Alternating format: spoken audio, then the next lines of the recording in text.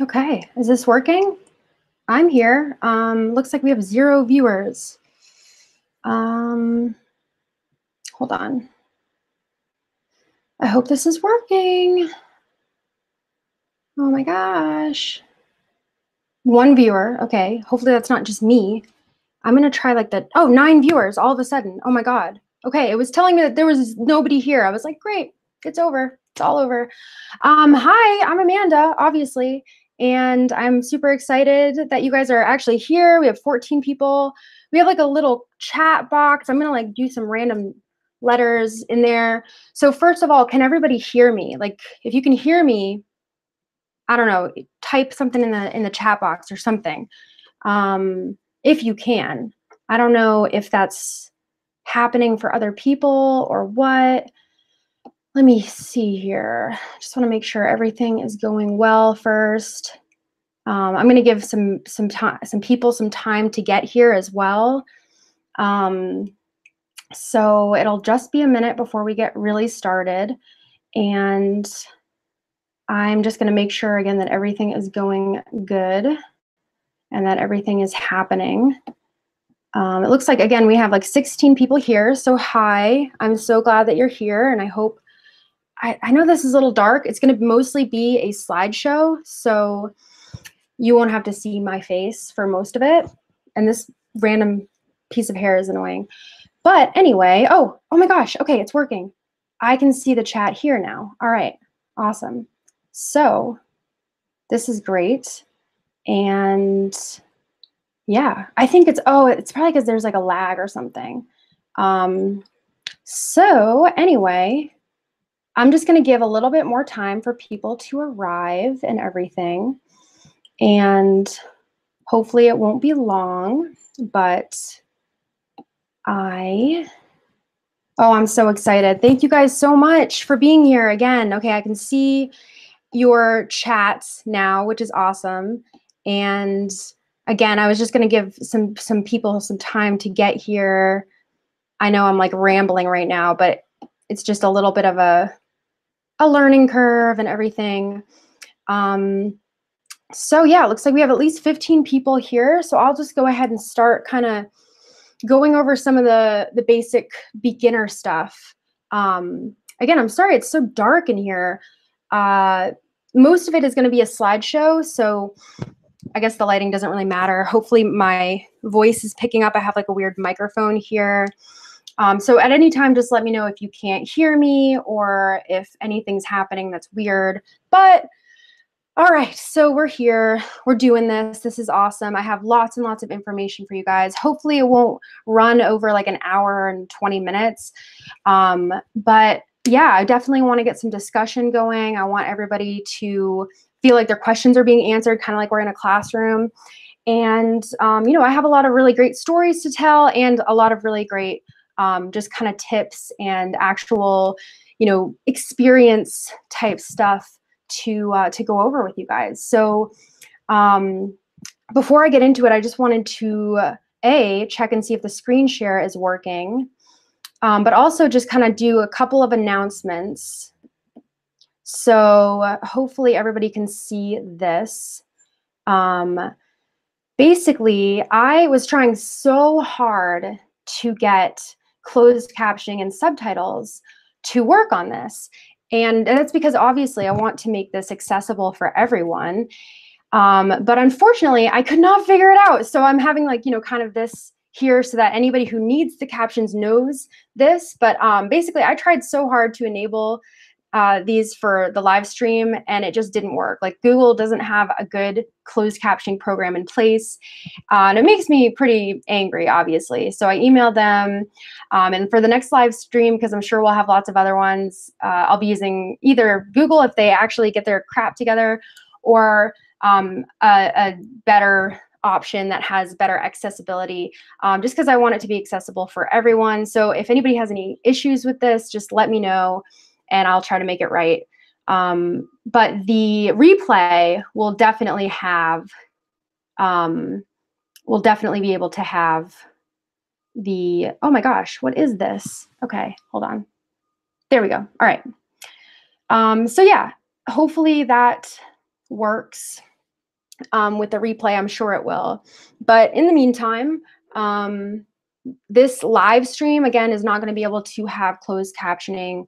And that sucks because I want everything to be accessible, which kind of moves me into my second little announcement thing. I want you guys to know who I am and where I'm coming from with all of this. I'm sure you guys have at least seen like weird, I don't know, ads on Facebook or like YouTube videos about like how I'm able to travel the world and not work, how I can work from home. And it's all these weird things about, you know, just these people who have like 3 Ferraris and they're like 23. You know what I'm talking about. And these people are like, oh, I can show you how to do this. But it seems like a lot of those people come from, you know, they already like their parents gave them money or something like that. And it makes it so that we feel like that stuff is impossible for us to achieve. So I want people to know kind of where I'm coming from with all of this. Obviously, this is my experience, but I do believe that a lot of this is universal for everybody. And I also think that this is universal for people that come from all different types of situations and backgrounds. So what I mean by that is everybody's path, again, is going to be different. And some people are going to have more obstacles in their path than others. That's just kind of the way that life works. It's the cards that we all were dealt. So I'm kind of talking about privilege here. And, you know, I don't want to offend anybody who gets weird about talking about privilege, but I just want to touch upon it a little bit. So for me, I actually grew up in poverty. My parents never had any money. And that made my journey exceptionally difficult. So if anything, I want people to know that I didn't really have any advantages in life that helped me to get to where I am. And that kind of puts me on a level playing field. At the same time, I do have a lot of privileges. I'm able-bodied and I live in a progressive and, you know, not a third world country, basically. I live in a country that has lots of opportunities and, you know, I'm white and I'm straight and cisgendered and all of those things that give me more privilege. But at the same time, I did come from poverty. And I also have a lot of mental illness too. I have been diagnosed with depression and anxiety and ADHD my whole life. You know, sometimes my depression is so bad I can't even get out of bed. Sometimes my anxiety is so bad that, you know, I'm like going to these public events and like throwing up before, and then I come out, I'm like, hey, I'm here, I'm good. Or I have like really bad panic attacks. And mental illness can put a lot of limitations on people too. So what I want you guys to know is that, you know, all of this stuff is achievable for a lot of people. And, you know, I was able to get the help I needed. I was able to push through a lot of those things and kind of find ways to make it work, even though I had to work harder. It's okay. You know, you're not a bad person if you have, you know, financial assets from your parents, or if you have a good background or whatever.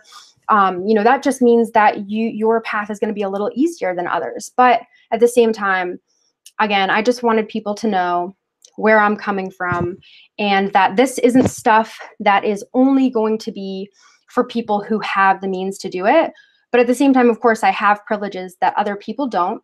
So if there's anything that I can do, like after this webinar, if you still feel like you have a lot of limitations that are separating you from your dreams and goals, just let me be, you know, a friend to you and a coach, and let me help you in any way I can. And you know, obviously, again, I have more privilege than other people. So if there's anybody out there that I can help lift up, just let me know. So with that being said, I thought that that was important to start with. I guess we can get into it if everybody is ready. I am looking at these comments right here. Looks like there is 17 of you guys, and I am hoping everybody is still getting all this stuff. And let me see here. I just want to make sure everything is set and that I've given people enough time to get here. And hopefully, I don't know where everybody is in the world. Hopefully it's not too like late or too early in the morning for some people. But yeah, we're going to get started here in just a second. It looks like I just want to make sure I'm caught up with all the comments and everything. Let's see here. And hopefully everybody can jump in. That might be late, but Sorry. Okay, cool. Looks like I'm still getting comments and everything, so that's great.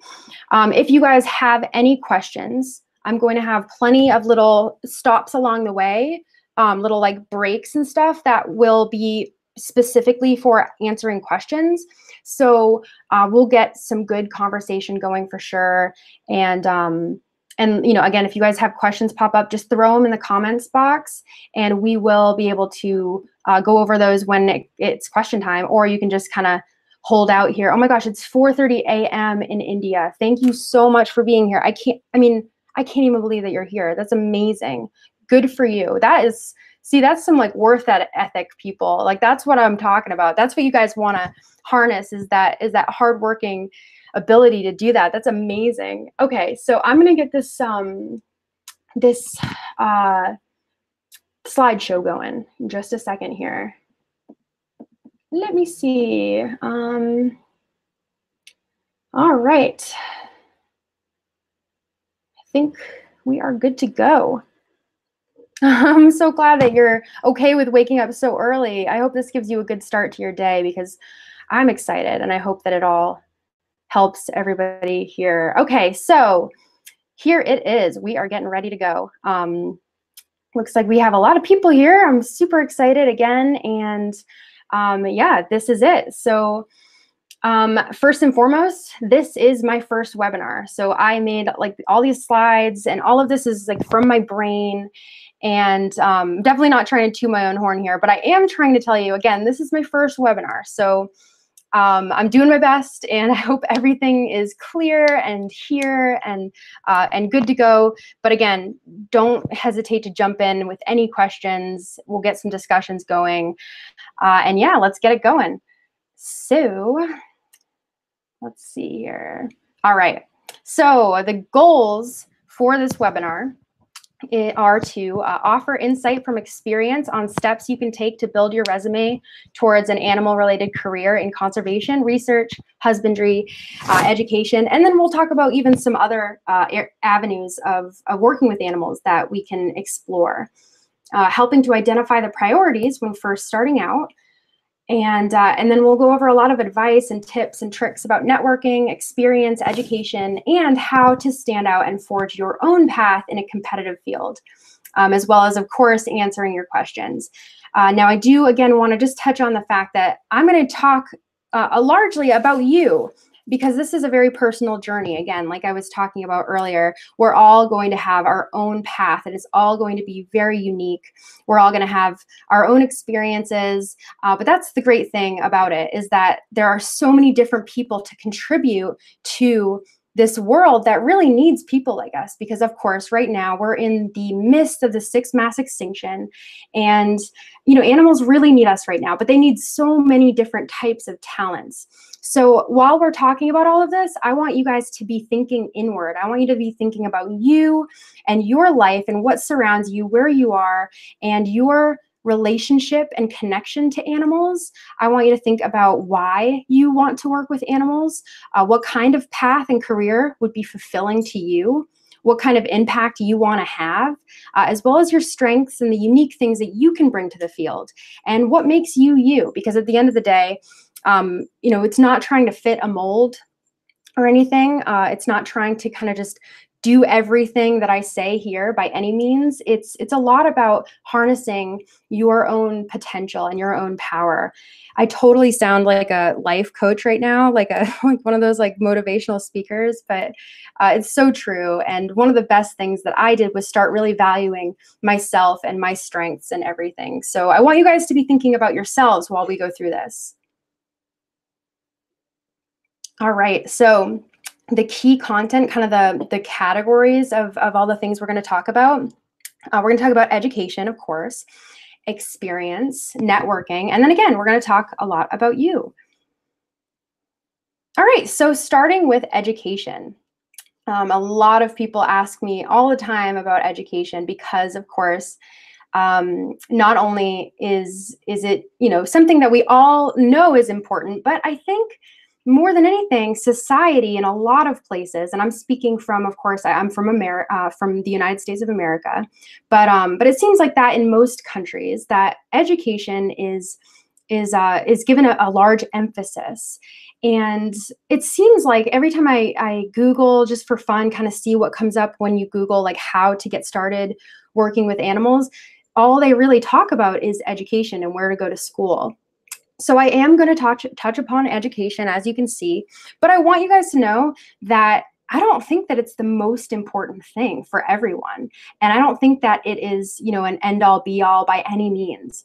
So, so just keep that in mind. You know, a lot of people get discouraged because they feel like they're not a good student, or they can't do math, or, you know, maybe they can't afford school.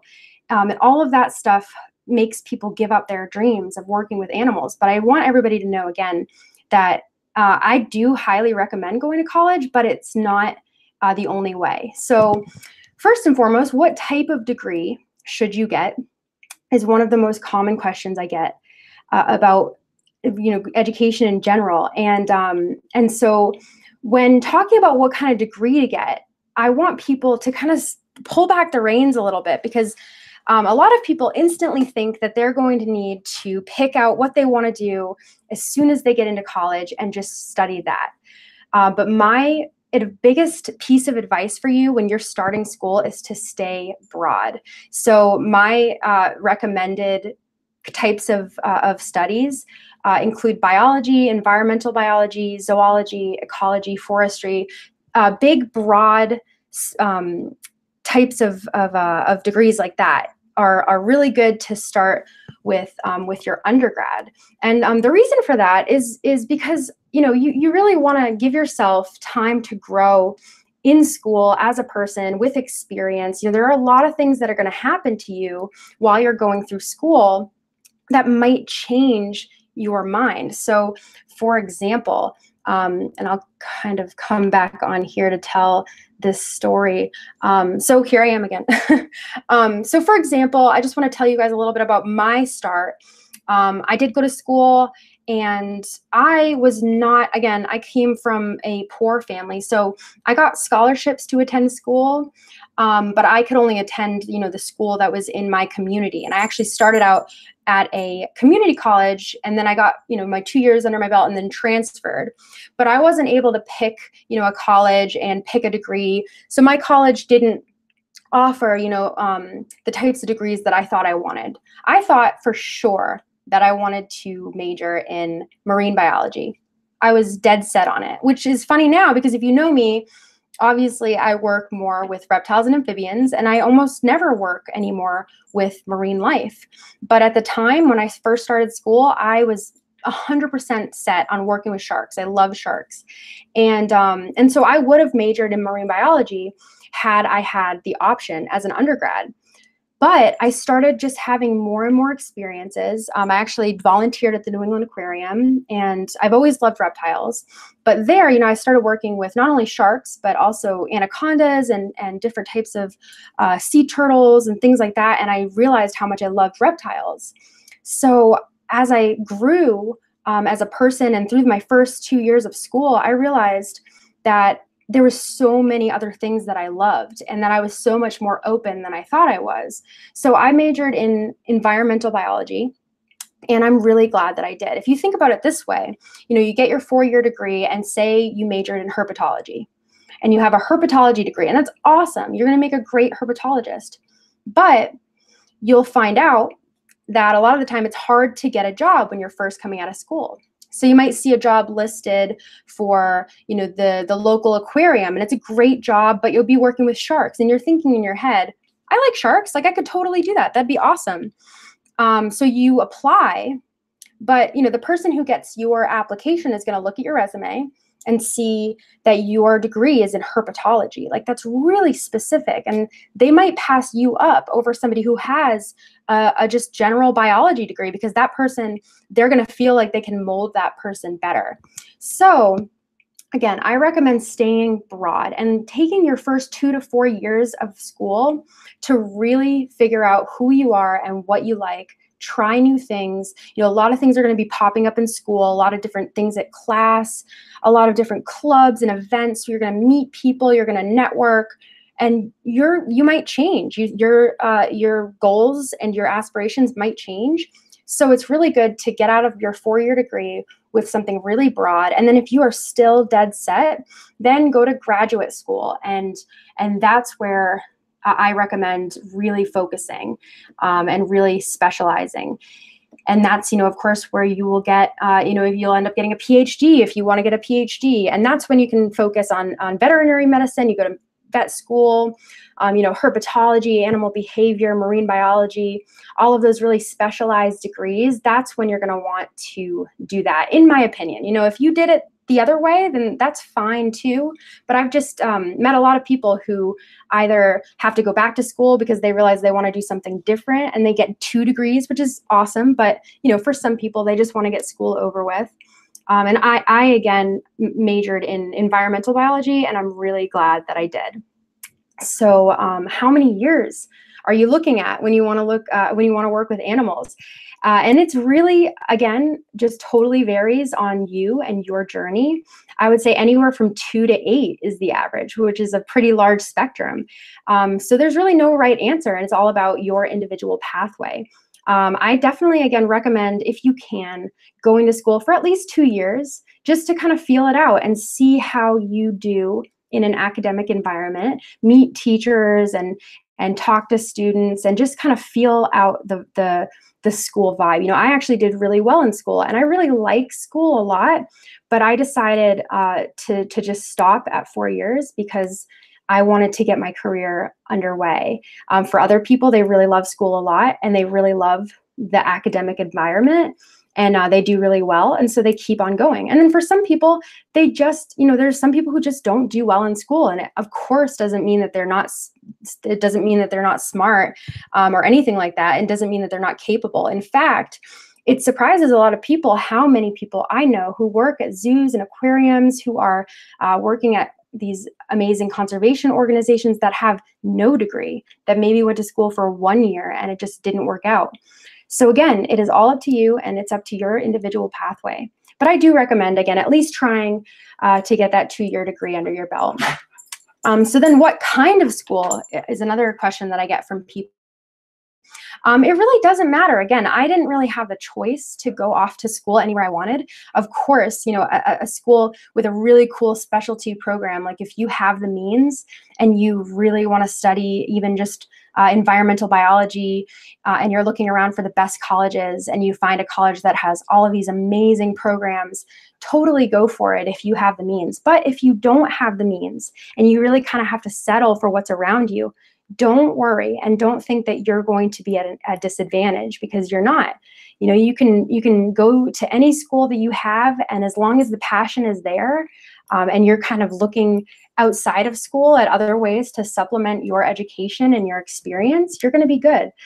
Both of the schools that I went to had really no special programs for animals in any way. And a lot of people are surprised to know that I've never, ever taken a herpetology class, ever. I've never taken a marine biology class. Like, I've never taken those specialty animal classes in my life. And I still am doing pretty good, I think. And then, is it necessary? Is it necessary? That's something I've already touched upon a couple of times. I don't think it is. Again, I highly recommend school, but if anybody out there is thinking, that, oh, I'm so bad at math and I just can't get it right, I'm not a good test taker, my SAT scores are really low, I don't know if I'm going to get in, don't make it be the thing that makes you give up. Do not, because you do not have to go to school. You can make something else work, or you can supplement your schooling for a lot of experience and a lot of skill.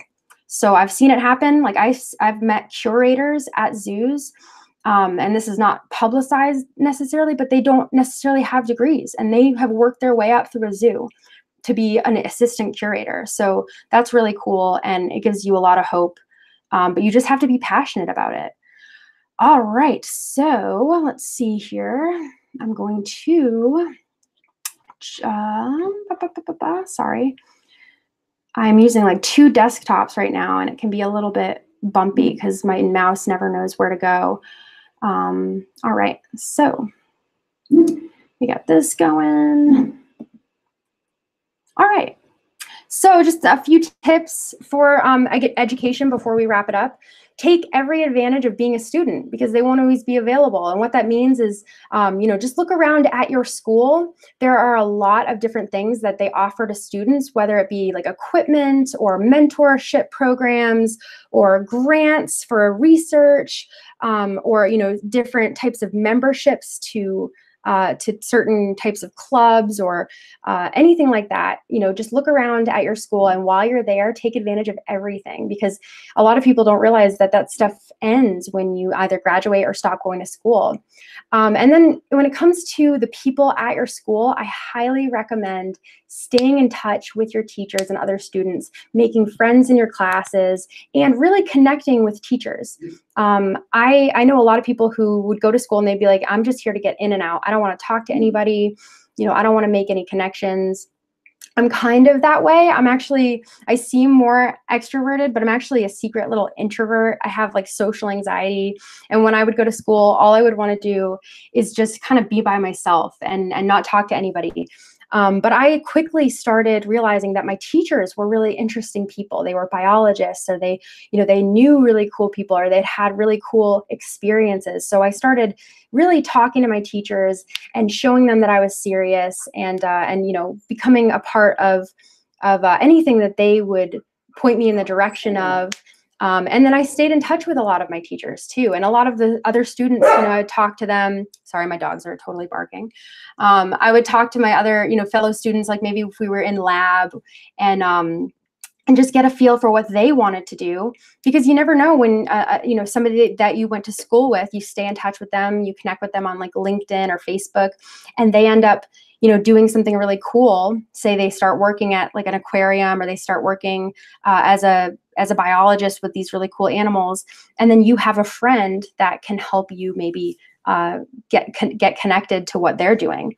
And then, just join clubs or start one yourself. There's a lot of really cool clubs in colleges that a lot of the time schools support quite a bit, and they can be really helpful. They can be, a great way to network, a great way to get yourself out there and start learning some skills. And it always looks really good too if you kind of look around at your school and, say they don't have a marine biology club, or they don't have a herpetology club. Start one yourself. That is an awesome way to not only, establish yourself at your school, and establish this really cool network of people, but it looks really good on a resume to be like, yeah, I started this club at school. Like, that's so awesome. So yeah, let's see here. Moving on. Just making sure there's no questions, but we will be definitely getting to the point where, yeah, so if anybody has any questions, feel free to ask. I'm looking right now at where we're at with all the comments and everything. So far, so good. So I'll give you guys a little bit of time to think. If you have any questions, take a break, go get a drink or whatever. But yeah, so far so good, I think. A little bit. I mean, it's a little bumpy, but I'll get used to it.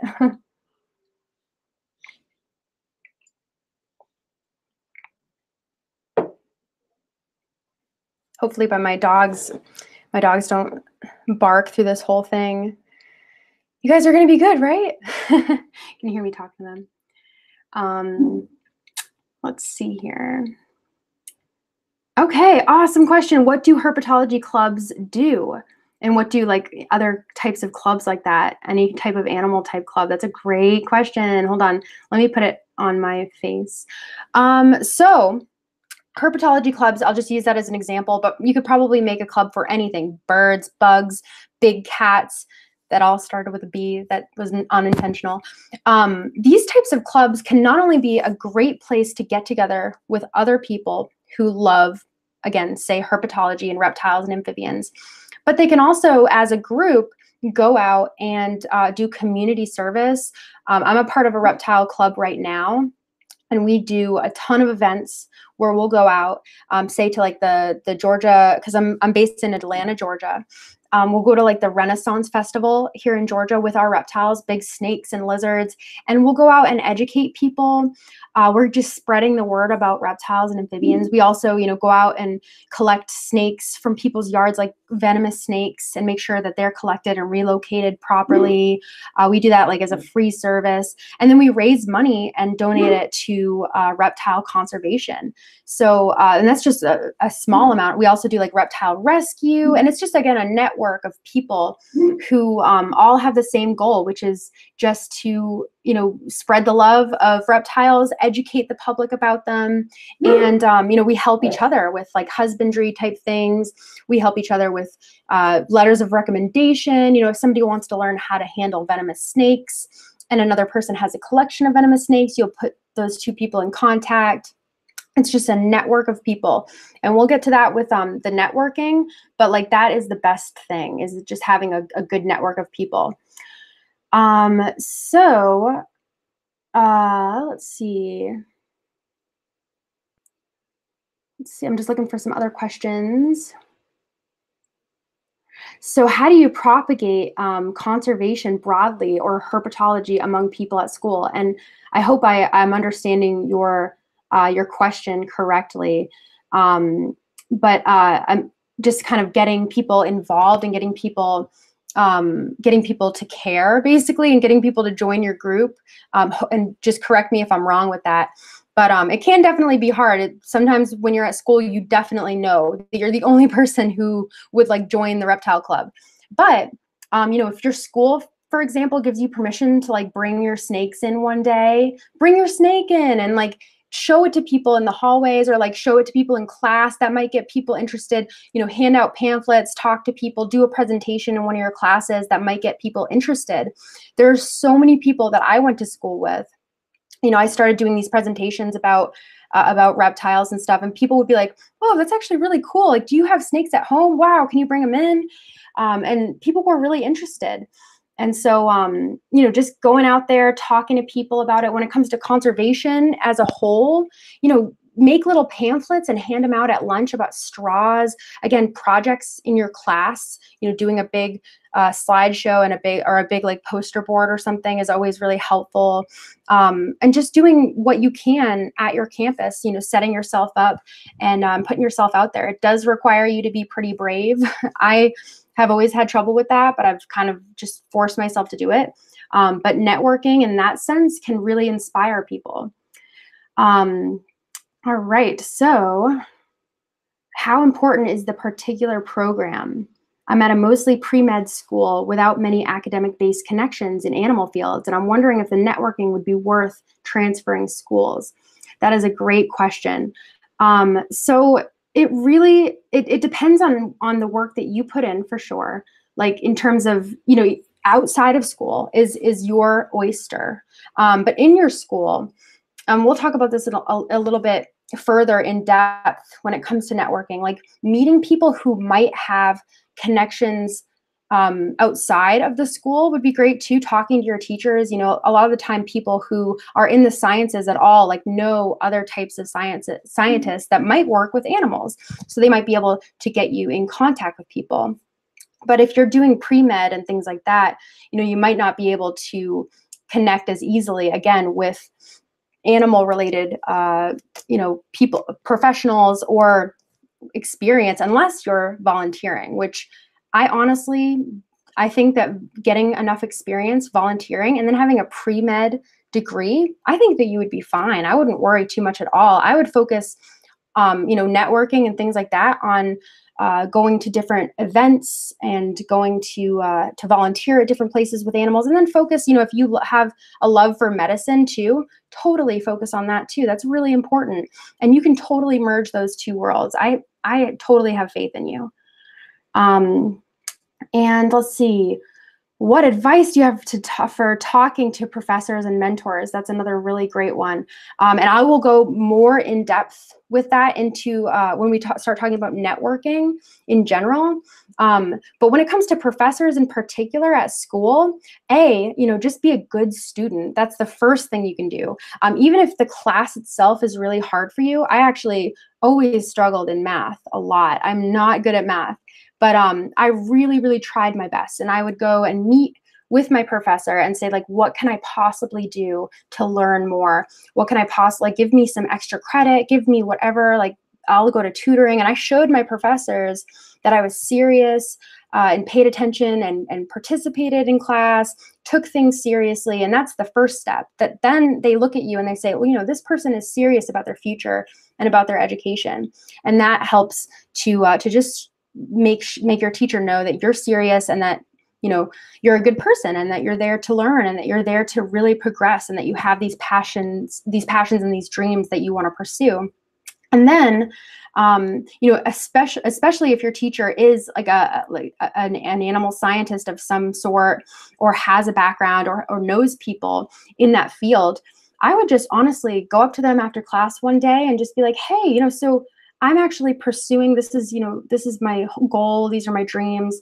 And I would love to just talk to you and know more and know if there's anything that I could be doing right now, and just like throw yourself out there and approach them in a way that's like, I'm serious about this and I want it, but I also, you know, I'm not putting more on your plate. So don't go up to your teacher and be like, hey, find me all these opportunities and email me and answer me all these questions. Instead, go up and present yourself and just be like, if you know anybody, or if you ever come across the need for a volunteer, or, you know, for somebody like me, let me know, because I am so enthusiastic about starting this experience. And I think that your professors will really appreciate your enthusiasm. So let's see.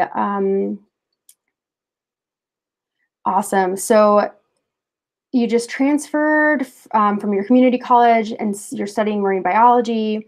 You definitely want to go to grad school. How important do you think it is? Do you think the broader aspect of education is? So would you say it's best to also get a broader education in between your current degree and grad school?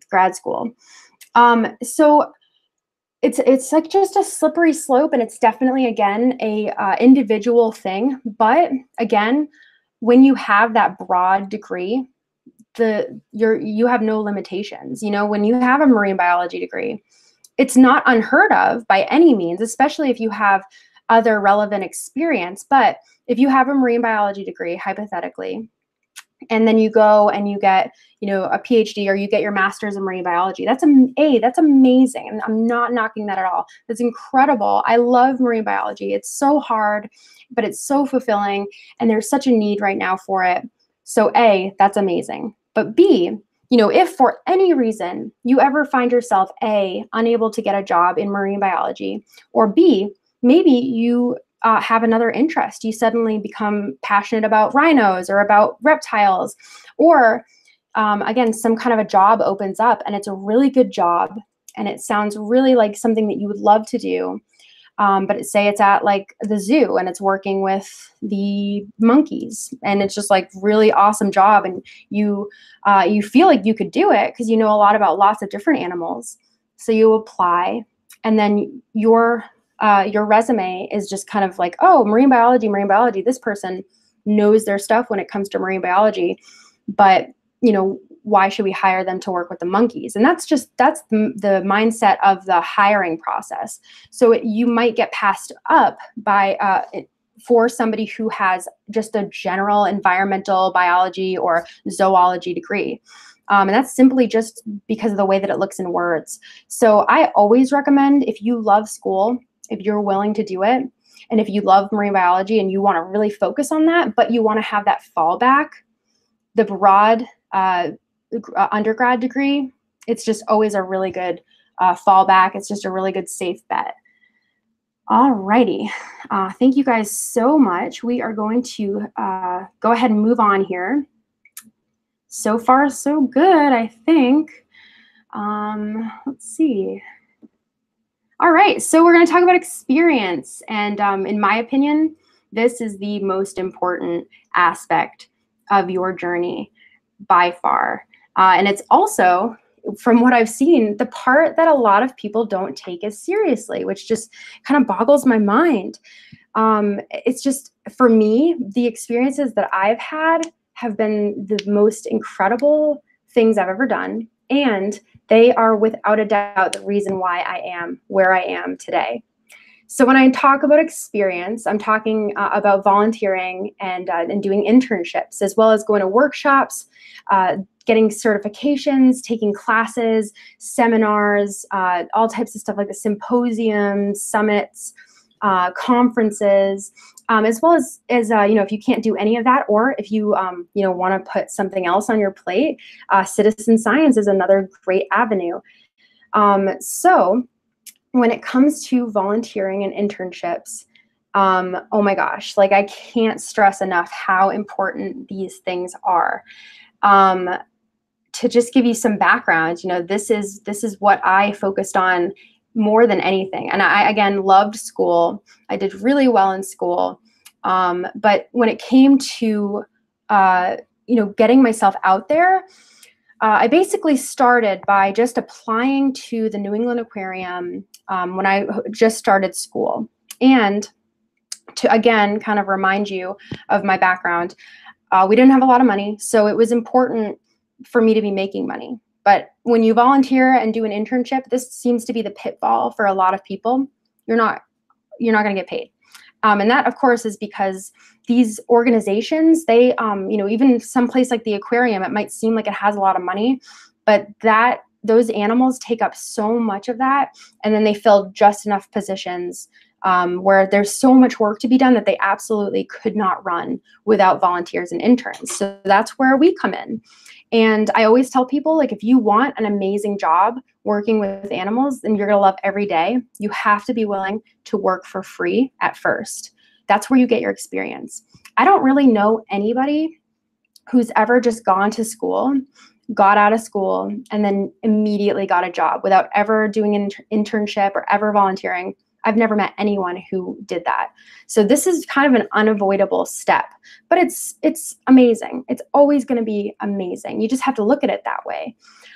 So volunteering, like, again, I started volunteering at the New England Aquarium, and this was on top of me having to work pretty much full time at just a retail job and go to school. So I was basically working 7 days a week. And that was just, again, my situation where I didn't have parents or anything that could be like, hey, you know, go focus on your dreams and we'll pay your bills. It wasn't like that for me. So I had to make sacrifices. My friends had to understand that I wasn't always going to be available to hang out. And I just had to work and work and work really hard. And it was really, really hard. I still, to this day, work just about 7 days a week right now. Hopefully someday it'll be normal, but it just takes a lot of work. But my volunteer days were like my days off. They were fun. You know, if you're really passionate about this, if you really, really love working with animals, you're going to love your volunteer job. So it's not going to be a big deal. So these jobs, again, can be anything from going to the aquarium or the zoo and helping out with the animals there. Any of your local conservation organizations or rescues or wildlife rehabilitation centers, anything like that will be looking for volunteers. Those are the types of organizations, again, that would not be able to operate without volunteers. So they are always looking. You just really have to dig deep, go on Google, put yourself out there. Again, you know, if you're in school, talk to your professors and the different people who work at your school, see if they know of anybody. But then, you know, on top of volunteering and internships, you can go to a bunch of different types of events that I never even knew about. So there are tons of them. And it's kind of something that, again, I didn't really know about until I started really working at the aquarium, and then people started mentioning them and things like that. But these workshops and classes and seminars and conferences, basically, they exist all around us. Like just about 2 months ago, I went to a conference that was like in the middle of nowhere in the North Georgia mountains. So you don't necessarily just have to live in a big city in order to go to some of these things. They are all around you, but they're not going to be broadcasted, you know, like on TV or billboards or anything like that. So you really have to look for them. So, you know, just go online, look at all the events on like Facebook, for example, Google, you know, different wildlife workshops and lectures and talks and things like that in your area, and just try to go to as many as you can. This is another, you know, big thing is stay broad with this too. So be open to anything. In the beginning, you can't be too picky about anything, about your volunteer and internship positions, or about like even the workshops and lectures and conferences that you attend. You know, show up to everything. And showing up is going to be another thing that I talk about a lot. You know, just show up, show up, show up. Make yourself just a face that people keep seeing at these things. And eventually, you know, you're really going to stick in people's minds, mostly because they're going to know that you are really passionate about animals and are always trying to learn, always trying to go to all of these great events. Sometimes they cost money, but most of the time, you know, they don't cost that much. And again, they're just a really great opportunity to learn so much. A lot of the time, like the conferences, for example, are just big rooms full of people who work with animals, and they're just talking about animals all day long. Workshops and classes and seminars are the same, and lectures and things like that. And just kind of go to, again, whichever ones are around, even if, like, again, you're interested in herpetology, but then a lecture about rhinos comes up. I actually just recently did this. I went to like this rhino event, and I love rhinos, but I don't know anything about them. I don't work with them. I'm not particularly like looking to switch careers to go work with them. I love them. I would love to work with them, but not so much, again, that I'm like trying to change careers or anything. And I went to this event just because it was in the area and it sounded awesome. And even though I have a great job right now at the Amphibian Foundation, I just always look for opportunities to learn and grow and network. And so I went and, you know, learned a lot about rhinos, and it was amazing. And then I, you know, connected with people from South Africa who are based in Atlanta right now, who work with rhinos. And, you know, a week later, I was getting emails like, hey, we should meet up for coffee and chat about conservation sometime. And that's totally how you do it. That's how you network and meet people and put yourself out there. And another great story that I always like to tell, this was when I was just starting out. And I, again, you know, if you don't live near a big city, you might have to travel, but there's going to be events. This particular event that had popped up, this was, you know, like 3 or 4 years ago, and I was still getting started, was a lecture by one of my marine biology heroes. He's a shark researcher named Greg Scommel, and he's like been on Shark Week and stuff. And I've always loved sharks, so so I have always really admired this person, and I wanted to go to his lecture. It was about 2 hours away, but I made the trip after work, and I was like, you know, it was one of those things. I think it was like a wine and cheese and then sharks also, which was like awesome, A.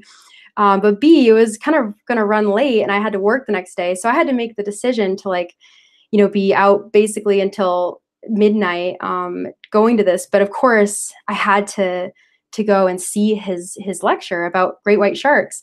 And I got there early. And I walked in, I was like the first one there. And then all of a sudden, Greg Scommel, the shark biologist, walked in as well.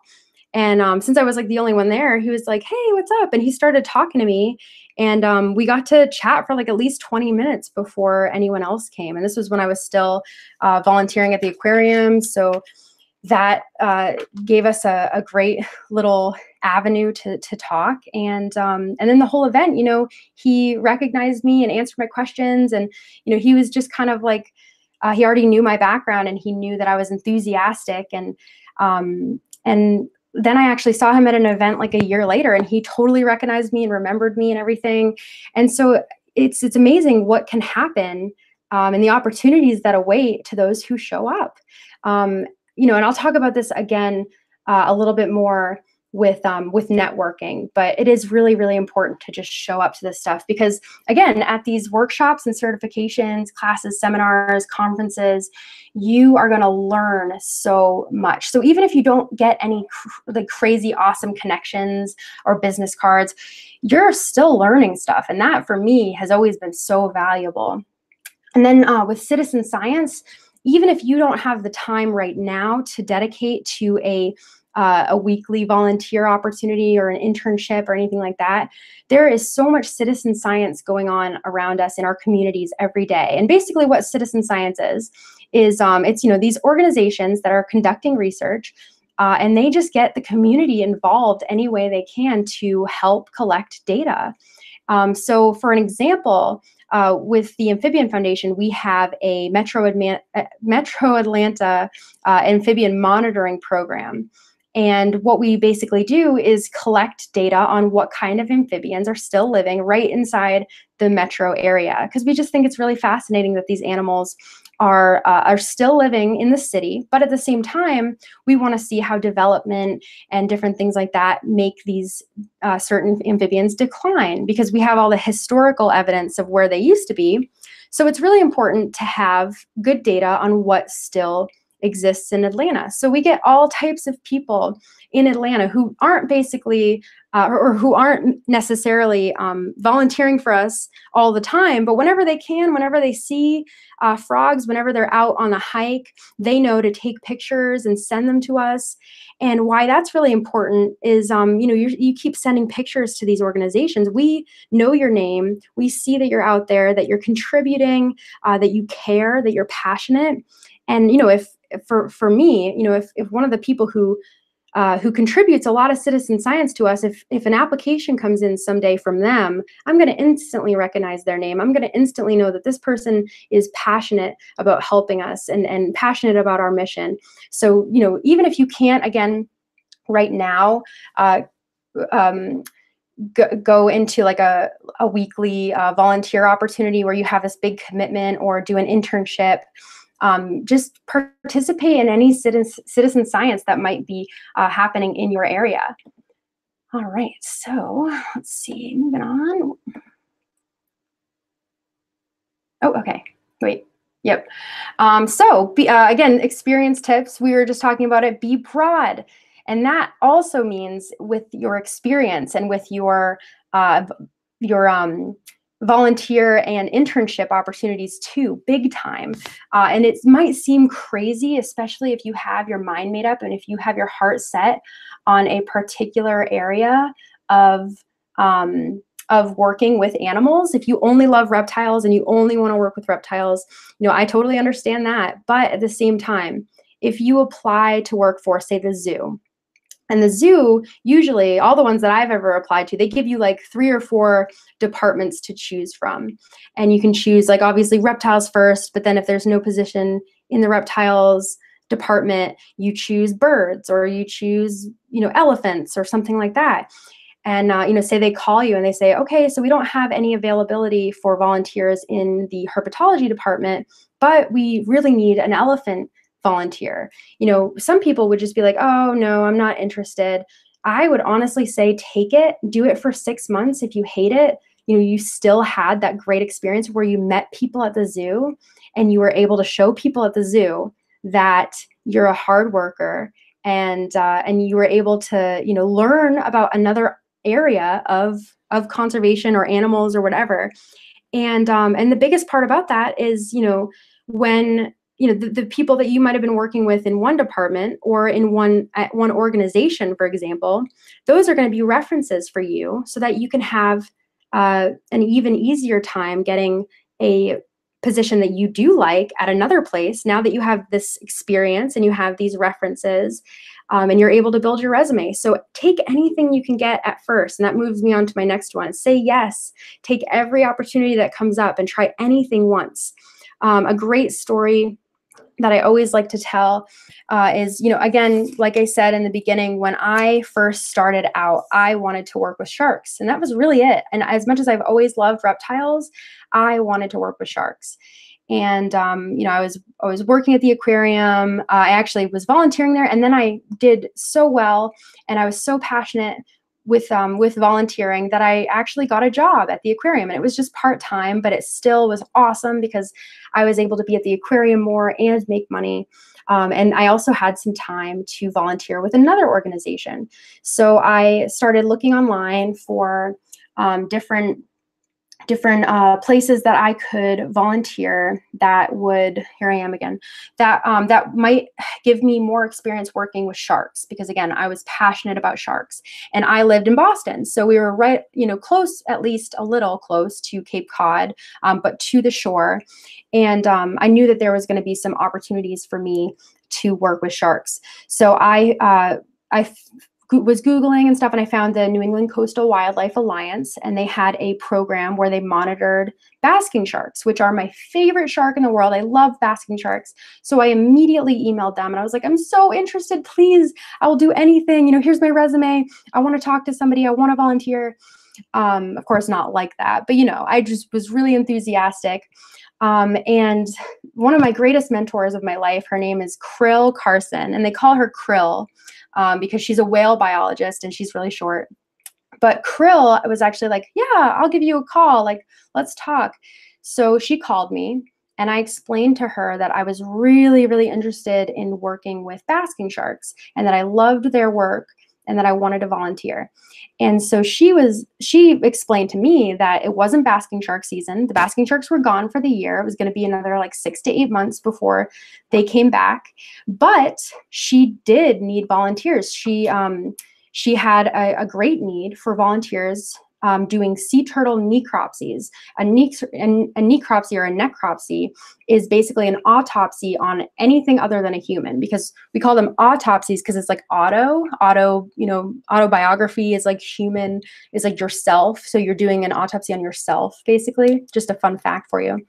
So there was like hundreds and hundreds of these sea turtle necropsies to be done because it was a really, really busy stranding year. In Cape Cod, every single year they have sea turtle stranding events where just a bunch of sea turtles wash up. They rehabilitate a lot of them, but for the ones that don't make it, they have to do necropsies on them in order to find out, you know, the inner workings of these animals. But I really didn't want to do that. I wanted to work with the sharks. And so, you know, there was a split second there where I was kind of like, I don't know.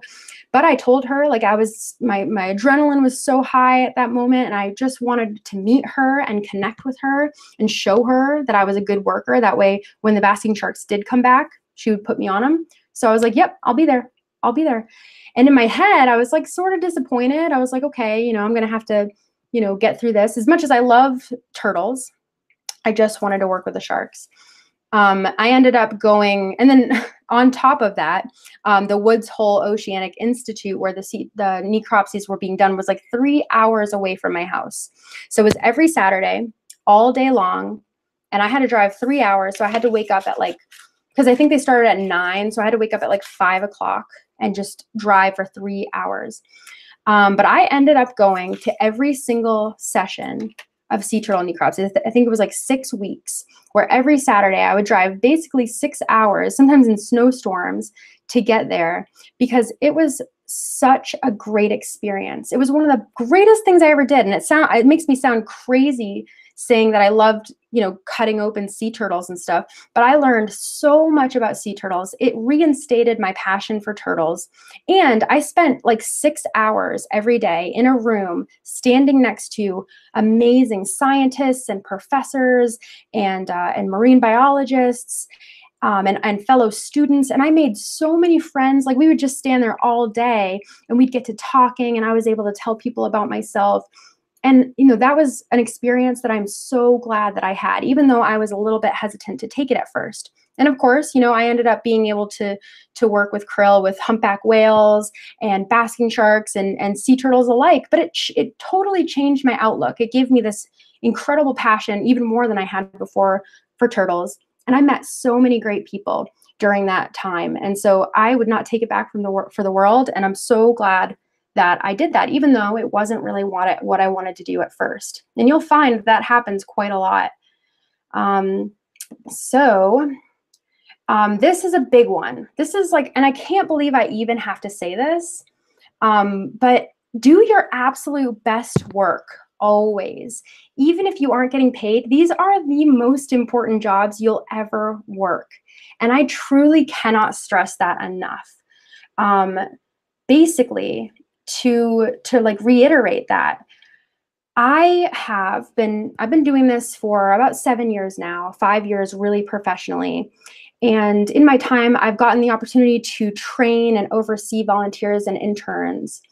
And I guess I'm just really surprised at the level of some people's commitment and work ethic when it comes to these amazing opportunities. You know, at the aquarium, Amphibian Foundation, all types of places that I've worked. There's obviously amazing volunteers that go on to do amazing things because they get the great letters of recommendation, they get the great references, and they build their resume, and they, you know, what you're supposed to be doing, even though you're not getting paid, it's still a commitment. And more than anything else, it's a very important job. If you're volunteering to take care of animals, you are doing such an important job. You are literally helping these animals to stay healthy and alive. So that in and of itself is so important. And your role, even though, again, you're not paid staff, you're a volunteer, it's still really important because these places, again, would not be able to operate without volunteers. But just because people aren't getting paid, I think that it gives a lot of people a sense that it isn't as important and it's not as of a big commitment. So I have always had trouble with people showing up really late, not calling at all, and just staying home, calling out sick all the time. Of course, you know, I'm one of those people who totally understands, you know, that sometimes you need mental health days, or, you know, that you get sick. I actually have like a slew of health issues. So, you know, I totally get that. But at the same time, like, I try to only take 1 or 2 days off a year. And, you know, if you are really sick, you know, getting those doctor's notes and getting the help that you need. But, you know, I've had so many problems with people just calling out again and again. And then just people also, this is like the worst thing, is going in and really not doing a good job, not really taking care of animals, cutting corners, not asking when they have questions or when they're not sure about something. And then, you know, that just hurts the animals, which is, you know, that's what you're supposed to be the most passionate about. You're supposed to really love and care about animals. But also, I think this is something that maybe people don't really understand. They're totally wasting their time, 100%. Once it gets to a point where a volunteer or an intern is disappointing their mentors and their higher ups, you know, we're watching these people again, come in really late without calling all the time, or calling out all the time, or just doing a really poor quality of work. We are, you know, you're wasting your time at that point, unfortunately, because it's a really tight-knit community. Even though there's so many little niches, like there's like the amphibian reptile community, there's like the whale community, there's the bird community. We are all a big it's like a big little network of people. Everybody knows everybody. So your reputation is so important, and so is my reputation and my boss's reputation. So what that means is, if you are not a good volunteer, if we can't rely on you to take care of the animals, we're not going to give you a good reference to go work somewhere else. So there's people who they'll finish out their 6 months or their year working or interning. If they're working for 3 months, they'll finish it out, they'll leave, and then they'll ask for a letter of recommendation.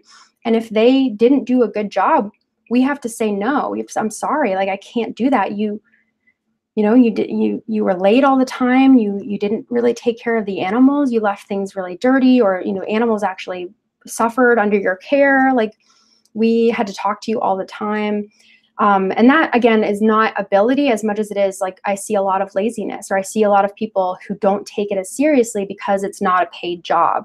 But I can't stress enough how serious it truly is, because the only reason I was able to get jobs at the aquarium and at New England Reptile Distributors and at now the Amphibian Foundation is because when you call anybody on my resume, they're going to say, oh yeah, Amanda was an amazing volunteer. She was so good that we hired her. We could always depend on her. We could always trust her with the animals. She was taking care of endangered species, and we trusted her 100%.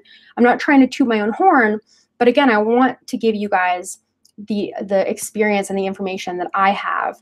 And again, it really does upset me to watch so many people just waste their time because they're not taking it seriously, or again, just to think that these jobs are not as important as they are. I understand that it sucks to work a job that you're not getting paid to do. It sucks. I've done it for like so long. I've been doing it for so long. Like it's to a point where it is weird if I get paid. It's weird. It's like, why are you giving me money for taking care of these salamanders? Like it's weird for me to get paid now because I'm just so used to working so hard because I love these animals and I don't need money. Like, of course, yeah, I need money, but like when it comes to the animals, I do that from my heart. And that is really what sets you apart from everyone else who just thinks that it's going to be a fun life to lions and tigers and stuff like that. They just want to do it because it's going to be more fun than working at a desk. But you really have to have that passion. And when you have that passion, it's not going to be hard for you to go in and do a good job. You're going to love it. You're going to love and care about those animals. You're going to want to make your mentors and your higher ups proud and happy. You're going to want them to know that you're dependable and you're awesome, and you're going to do your best work. But just keep that in mind. Like if you are ever thinking like, oh, it's just a volunteer job, I can stay home, you know, I don't have to go in, I can slack off. That is not the case. You are being watched very closely. And again, they're not going to write you the letter of recommendation or be a good reference, because if we sent, say hypothetically, we had a bad volunteer and they went to go volunteer at the zoo, and you know, we sent that volunteer over saying, yeah, they're great, they're awesome, and then they ended up doing really bad and they ended up like harming animals or just, you know, being a really bad volunteer, that would come back on us. So we're not going to put our butts on the line for anybody who doesn't deserve it, basically. All right, so I think it's time for some questions now. I know I see some getting worked up over there, and I appreciate you guys' patience. You know, I usually just want to get through the content and then do the questionnaire kind of on these little allotted breaks. And then if you have any, you know, if you need to go run to the bathroom, I'll try to give it a good 5 minutes or so here. So let me just go ahead and read these questions and catch up a little bit. All right. Oh my gosh, this is so awesome. So CM Espo, are there any websites or boards that you find have been very useful for advertising lectures and workshops? Are there any hidden gems that you found that don't immediately come up with a Google search? That's a great question. I'm actually putting together a list right now of stuff just like that, stuff with like career listings, but also that is a great idea too, is like the lectures and workshops thing. That's awesome because I already have a few in mind. I'll have to just look at them, but because like they're not popping up in exactly what they're called or anything, but I know that there are some that you're talking about. So what I'm going to do in the comments or in the, what is it, the description of this webinar, there's a link and it's to my website. And there's already a bunch of links on there to places that I think are really helpful and really valuable, like job boards and Facebook groups and stuff like that.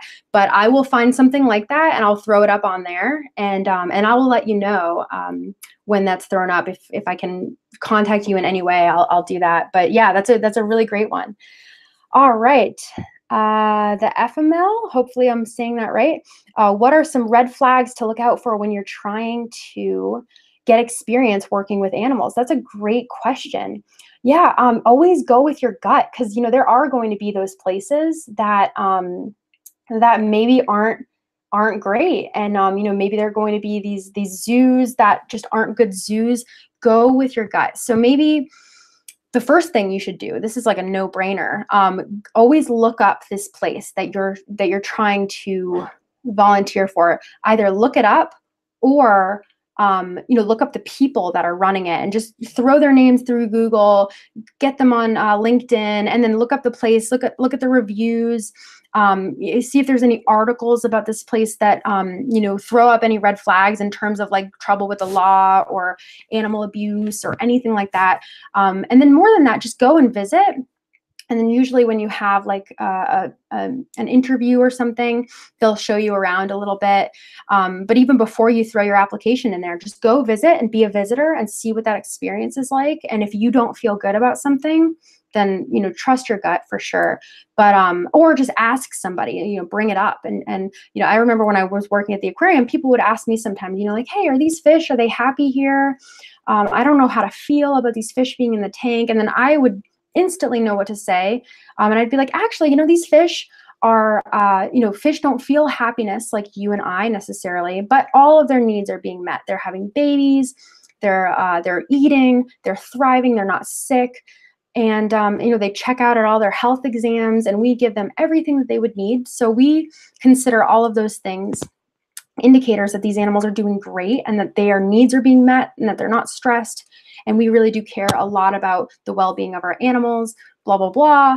So, talk to people and see the kind of vibes that you're getting. Talk to other people that might have volunteered there. And yeah, just do your research for sure. Do your research. So are there any particular certifications that you found to be most useful for pursuing? That is another great question. It really depends on your particular pathway. I think that getting certified to do things like rehabilitate wildlife, getting certified to remove nuisance wildlife, which a lot of the time isn't necessarily killing it, but it allows you to be qualified to be called in if like an animal is like a wildlife of some sort, like a possum or even like a venomous snake is out. You have the certification that allows you to handle that animal.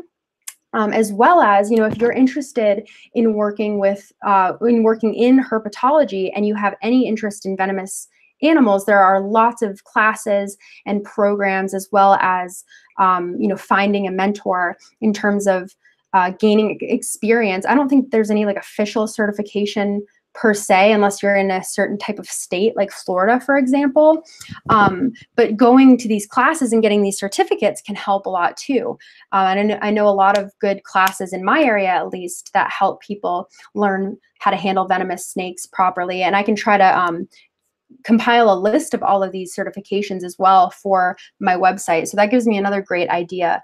So yeah, animal rehab, scuba is another really great one if you're interested in marine biology or working at an aquarium or with aquatic animals at all. I highly recommend looking into getting your scuba certification. That can just give you a huge advantage over other people for certain jobs that might require you to be scuba certified. So a lot of animal jobs require a degree. Isn't it a big risk not to follow through with education? I also agree with the F. Philman's first question. So yeah, that is another great point. And that's why I recommend going to college. But again, I wouldn't say that it is a big risk if you are willing to work really hard.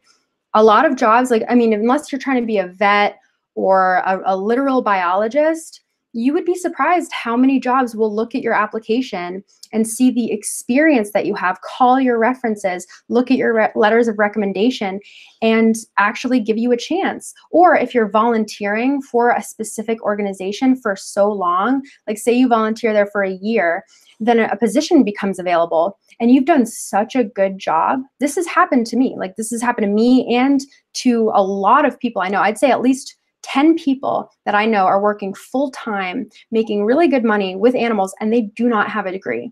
So that's just my experience. Again, I always recommend going to school. But again, say that you are volunteering or interning with this place, you do a really good job, a position opens up. A lot of the time, these places would rather hire you because they know how you work. They love you. They love your personality. They feel comfortable with you. They know that they won't have to train you at all. So they would just hire you. They'd pay you to do what you're doing now, and then you're good to go. And you don't need a degree. And sometimes the degree can help you to make more money in some cases, but in others, again, I know a lot of people that you'd be really surprised to find out don't actually have a degree. Maybe they went to college and they just never finished for some reason or another. So that experience, and this is, I used to think when I was first starting out that you needed a degree, and end of story, like that there was no way that you were getting around it. And a lot of websites and articles and things like that will say you absolutely need a degree. This is coming from my experience. I've known like 2 assistant curators at 2 different AZA facilities that don't have their degrees finished. That's facts of my life from kind of what I've gone through, what I've done, who I've met. I've been really surprised to find who doesn't have a degree and who's living these incredible lives. Let's see, what else do we have? We have so many good questions. Not the best question to ask a vet tech, but do you often work alongside vets while working with wildlife? How often can I get involved with wildlife as a vet? Oh, that's such a great question. I love that. I have thought before about going to vet school because I really do love veterinary medicine. And in terms of wildlife, I would say that the times that I've worked with a wildlife veterinarian have been pretty slim, to be honest. The reasons for that is because there are not a lot of them. But when there are, they are working at certain facilities. They're not able to just go out on random. Some vets will work at a small animal practice and then they'll go, volunteer, or they'll do little wildlife things on the side. But the only thing that deterred me from being a wildlife vet, besides the fact that I ended up being more interested in research and husbandry and education and all that stuff.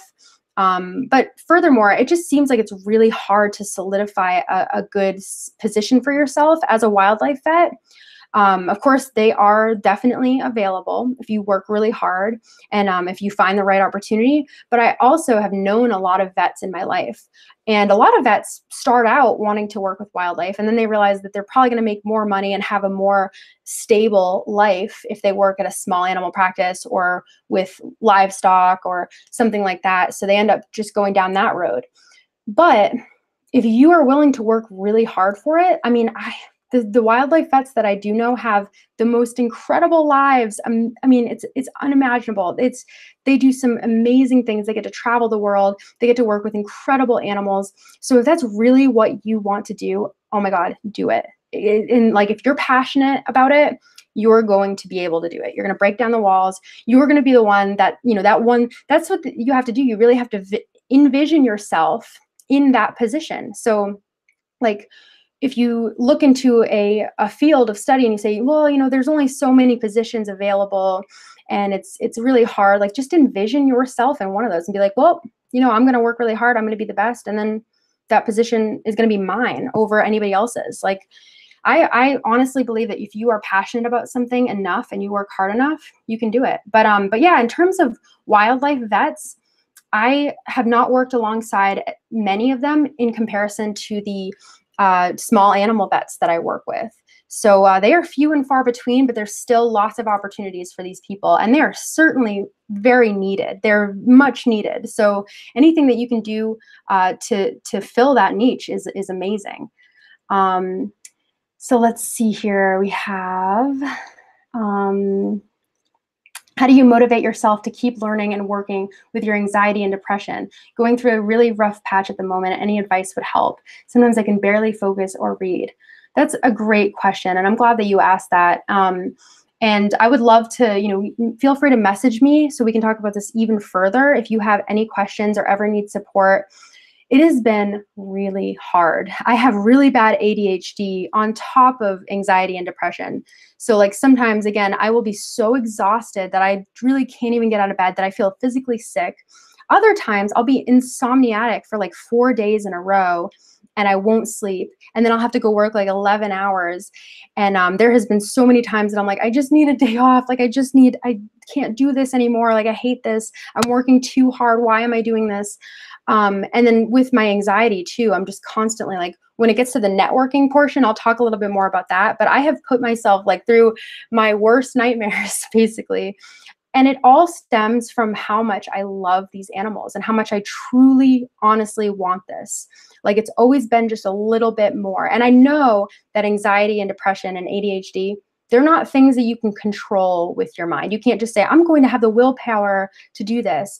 Like they can be debilitating. So I highly, highly recommend going and getting help and getting medication. It took me so long. Like I have been diagnosed with all three of those things since I was a little kid. And they've put me on all types of like antidepressants and anti-anxiety medications. And finally they realized that it was the ADHD, that if they controlled that, then everything else they could control easier. So it took a long time, but I was just, I didn't let anybody tell me like, oh, you don't need pills. You just need to go out into nature. Like, no, my brain doesn't make enough chemicals. I'm literally broken and I need, like, medication. There's no shame in getting help. There's no shame in getting medication. I can honestly say it's changed my life. I can also say, just taking time to do things like meditating. Meditating is huge. Being able to at least practice a little bit of mindfulness. I personally love running. If I was not able to run, I try to run 3 miles a day. And I just have this moment. It's usually about an hour of my day, not every day. I'm really busy, so I try to do it a couple times a week, but I just listen to music and I just have my me time. So things like that have really helped as well. But yeah, just totally in terms of that kind of stuff, I want to be able to help people who have gone through or who are going through stuff like that, because I want you to know that you can do this kind of stuff. You really can. It's hard. It's really hard. And it's really hard to look around at other people and realize that it's easier for them than it is for you. I had to look around at all my colleagues that came from families that were able to support them. And they were always like, oh, I'm going to, Madagascar next week. And oh, I'm going to Australia just for fun, so I can swim in the Great Barrier Reef. And I had to be like, okay, I have never, I will never get to go there. Oh my gosh, and they were just like, oh yeah, this is my only thing. And then I just get to go to school and focus. And it made me really bitter. And it made me be like, life isn't fair. Why am I working so hard when other people aren't? But at the end of the day, if you don't work hard, nothing's going to change. Life's not just going to be like, oh, I'm sorry for being unfair. I'll give you the advantage. And it just had to be my passion for these animals and how badly I wanted to do this. And how badly I wanted to do this instead of working at a desk every day. I knew that I would be depressed forever if I did that instead. So again, just take care of yourself and don't be afraid to get help. And so let's see. We've got a few more questions. Thank you guys so much for taking the time to have all these discussions. And what about working overseas for working with animals? What could I do to achieve that? So are you talking about going abroad, or are you talking about you live overseas currently? But in terms of going abroad, there are a lot of opportunities for that. I will say a lot of those opportunities cost money. And that is why for most of my life, I have dreamed of going to places like the Amazon and going to places far away, Australia, and I've watched my peers get to go, and I have been unable to go to those things because I never really had the money. Thankfully, I am going to the Amazon in less than a month. This is a dream come true for me, and I'm going to actually help with an anaconda expedition. The reason I'm able to go on that is because of networking. Honestly, honest to God, I met people. I actually met people that I had really looked up to for a long time, started talking to them, started kind of collaborating on different projects, and my skills, my resume, my influence on Instagram and stuff like that, all of those things led me into this position. So sometimes, if you don't have the money to go, say, to South Africa and do an internship with rhinos, I know a lot of people who have done that, but they've had to pay. It's a lot of money. And that was never an option for me. So I took the long way. It took me a lot longer. It was probably 4 years ago that I was crying in my room because all of my coworkers and all of my peers, they just seemed to have these amazing stories. They were always going off to different countries. And I was in this dumpy little house, and I was like, I'm never going to get any of that. How am I ever going to do this if there are people who are so easily able to do it like that? But I ended up, again, going the long way and networking and meeting people, and then opportunities. This is one of my favorite quotes. Luck, there's no such thing as really luck. Luck is where preparation meets opportunity. It always gives me the chills when I say that, is because, if you think that something's never going to happen because you don't have the money, or, it's just too far-fetched to ever happen. I would have never thought that I would be invited to go research anacondas in the rainforest because of the achievements that I've done. I would have been like, it doesn't matter what I achieve, I'm still going to need the money. But, I was prepared. and the opportunity arose. And that's where my luck came in, because I had all of that experience, and I had worked so hard to build my reputation and to network. And there it is. So, you know, there are a lot of, again, great, I'm like tongue-tied. I'm sorry. I'm not usually like this. There are a lot of great opportunities to go abroad and work with these animals in different countries. And I have met a lot of people who have done those things. Plus, in addition to that, if you work for a certain type of organization, you might get sent abroad to go work with other animals.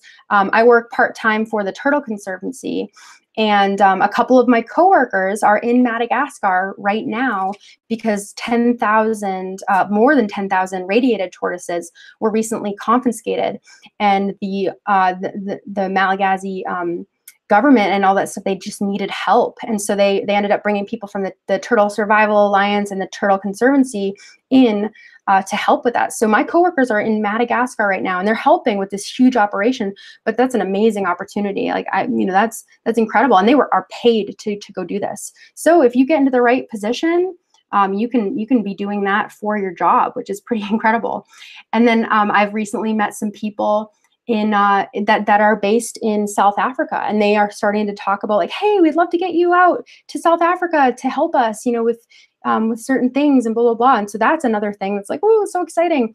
So sometimes, you know, you don't need the money. And if you are able to network and meet people, it's all about who you know. And that's, you know, it's something that they say for a lot of people, and it's very true of this industry as well.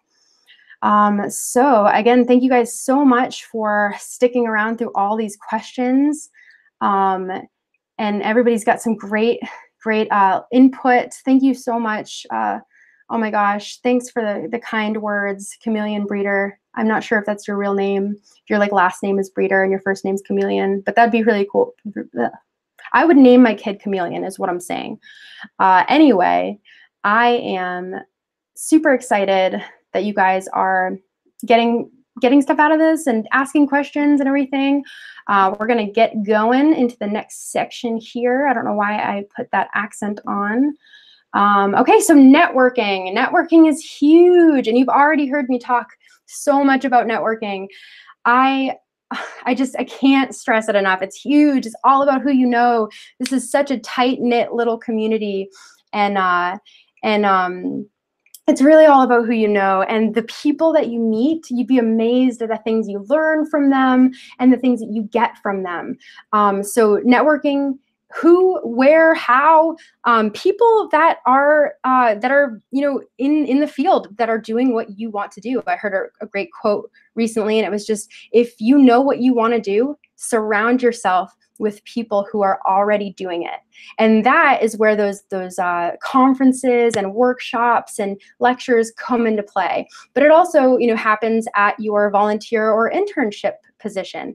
You're networking with your coworkers and your peers and your higher ups, and that stuff is so important. So where, again, those types of places, how, we're definitely going to talk about that. But there is definitely right and wrong ways to do it. And why is networking important? Well, I mean, I pretty much just told you, it's all about who you know, and the opportunities that can come from who you know and who you make an impression on, as you have heard, can be pretty incredible. You know, I would not be where I am now if I didn't get out there, show up, and meet some pretty incredible people. Having social anxiety, it has been one of the hardest aspects of my path. And so I have put together a good little list of networking do's and don'ts. We'll go through the do's first. So first and foremost, be brave and bold and approach the people you wish to network with. This has been so hard for me. Again, I have not only generalized anxiety, but pretty bad social anxiety too. Not so bad that I you know, can't leave my house and go into crowds and stuff, but I get so nervous at big events. Sometimes I'll go into the bathroom and like throw up. I can't eat at all. I like try not to sweat and look horrible, but I totally do. And I get really nervous, but I have had to like look at these people that I know are awesome and work up the courage to go up to them. And so that is something that I've really obviously benefited from, but it takes a lot of courage. So introduce yourself and ask for their contact information. Ask if they have a card or anything. And then when you get that information, send a follow-up email thanking them for their time, and send your resume and any other relevant inquiries. And then also, this is the hard part, and this has like absolutely crushed my soul on multiple occasions. Take a hint and learn to deal with rejection. Sometimes, no matter how wonderful you are, a connection just isn't going to work out. Don't take it personal. Leave it alone and move on. Sometimes there are just people, and there could be a number of reasons why. Sometimes they're just having a bad day. Sometimes like they're going through something. Maybe they're really hungry. Whatever the case, they're just going to be rude to you. Like if you approach them, they're just going to kind of blow you off. That is going to crush your soul. It crushed mine. There's been multiple times where I was really, really, really let down by people that I really wanted to network with, people that I really looked up to ended up like just totally rejecting me. And I've had to just realize and take a step back, like I didn't do anything to them. It's not my fault.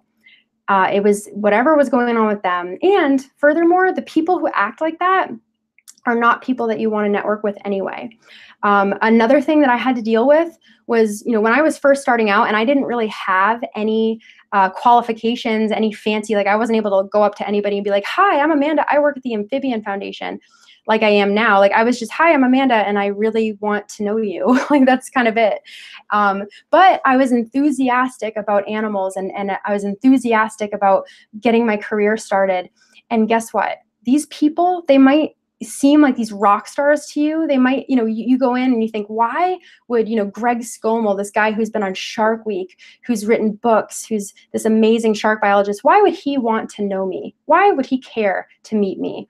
The reason is that these people are truly passionate about what they do and about animals, and it makes them happy to meet somebody who is enthusiastic about taking the same path that they did. They honestly, it makes them feel good. Like I've finally gotten to the point where when I go to these conferences and workshops and lectures and things like that, people come up to me and they seem like a little nervous and they remind me of myself, and they introduce themselves and I give them my card and stuff like that. And it makes me happy to know that people are like, they come up to me and they're like, hey, I'm looking to, work in conservation too. Do you have any advice? And I'm like, yes. Oh my gosh, I'm so happy. It makes me happy. So the people who are worth networking with, they're going to be delighted to meet you. So don't be nervous. I know it's easier said than done, but speaking of don'ts, don't be nervous, but also don't interrupt someone while they're in the middle of talking, eating, or doing something else. Wait until they seem free. First impressions are huge. And this, again, seems like another kind of given. But, I've actually, I've finally gotten to the point where people are kind of coming up to me. And at the last few conferences, like people came up to me while I was like finally getting a chance to eat or like talking to somebody else, just kind of breaking into our conversation. Or like if I'm getting set up for my presentation, like I always seem to have people come up to me while I'm like getting my PowerPoint set up and I'm freaking out and I'm stressing. And then people are like, hey, I wanted to introduce myself. And I'm like, oh my God, like I'm freaking out. And then I also have this thing about like talking while I'm eating, and I get nervous anyway. So when I am able to eat, it's like a miracle because I'm not able to usually eat at these things. So people come up to me and I'm not able to just keep eating and talk to somebody, and my food gets cold, and that's just my experience. But I've noticed definitely other people get annoyed by that too. So just kind of use common courtesy again. And even if like you catch somebody who you really wanted to talk to, but they're like, just getting to sit down and have like a candy bar or something, just give them their space. It's better to just wait until they seem really, really free than to make a really bad impression and kind of like annoy somebody. And then also don't take up a lot of their time. Keep things brief, introduce yourself, tell them, that like maybe if it's somebody that you just watched their talk, for example, be like, oh, I loved your talk and I love your work and I love your book that you wrote, or, anything that you can bring up.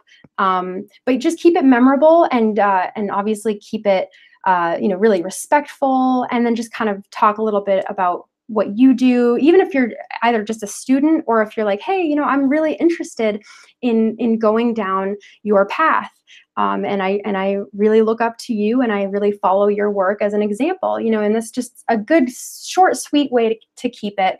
But don't, funnel into these crazy conversations unless they are leading them, because you never know when that person needs to get somewhere and they don't want to be rude, but you just keep talking their ear off, and that can tarnish your first impression as well. Do not email them a huge wall of text telling them your entire life story and asking tons of questions. It's kind of amazing how many emails I've gotten, and it's like, I have 17 questions for you. And then also just basically be my life coach. Like, tell me everything and this, that, and everything else.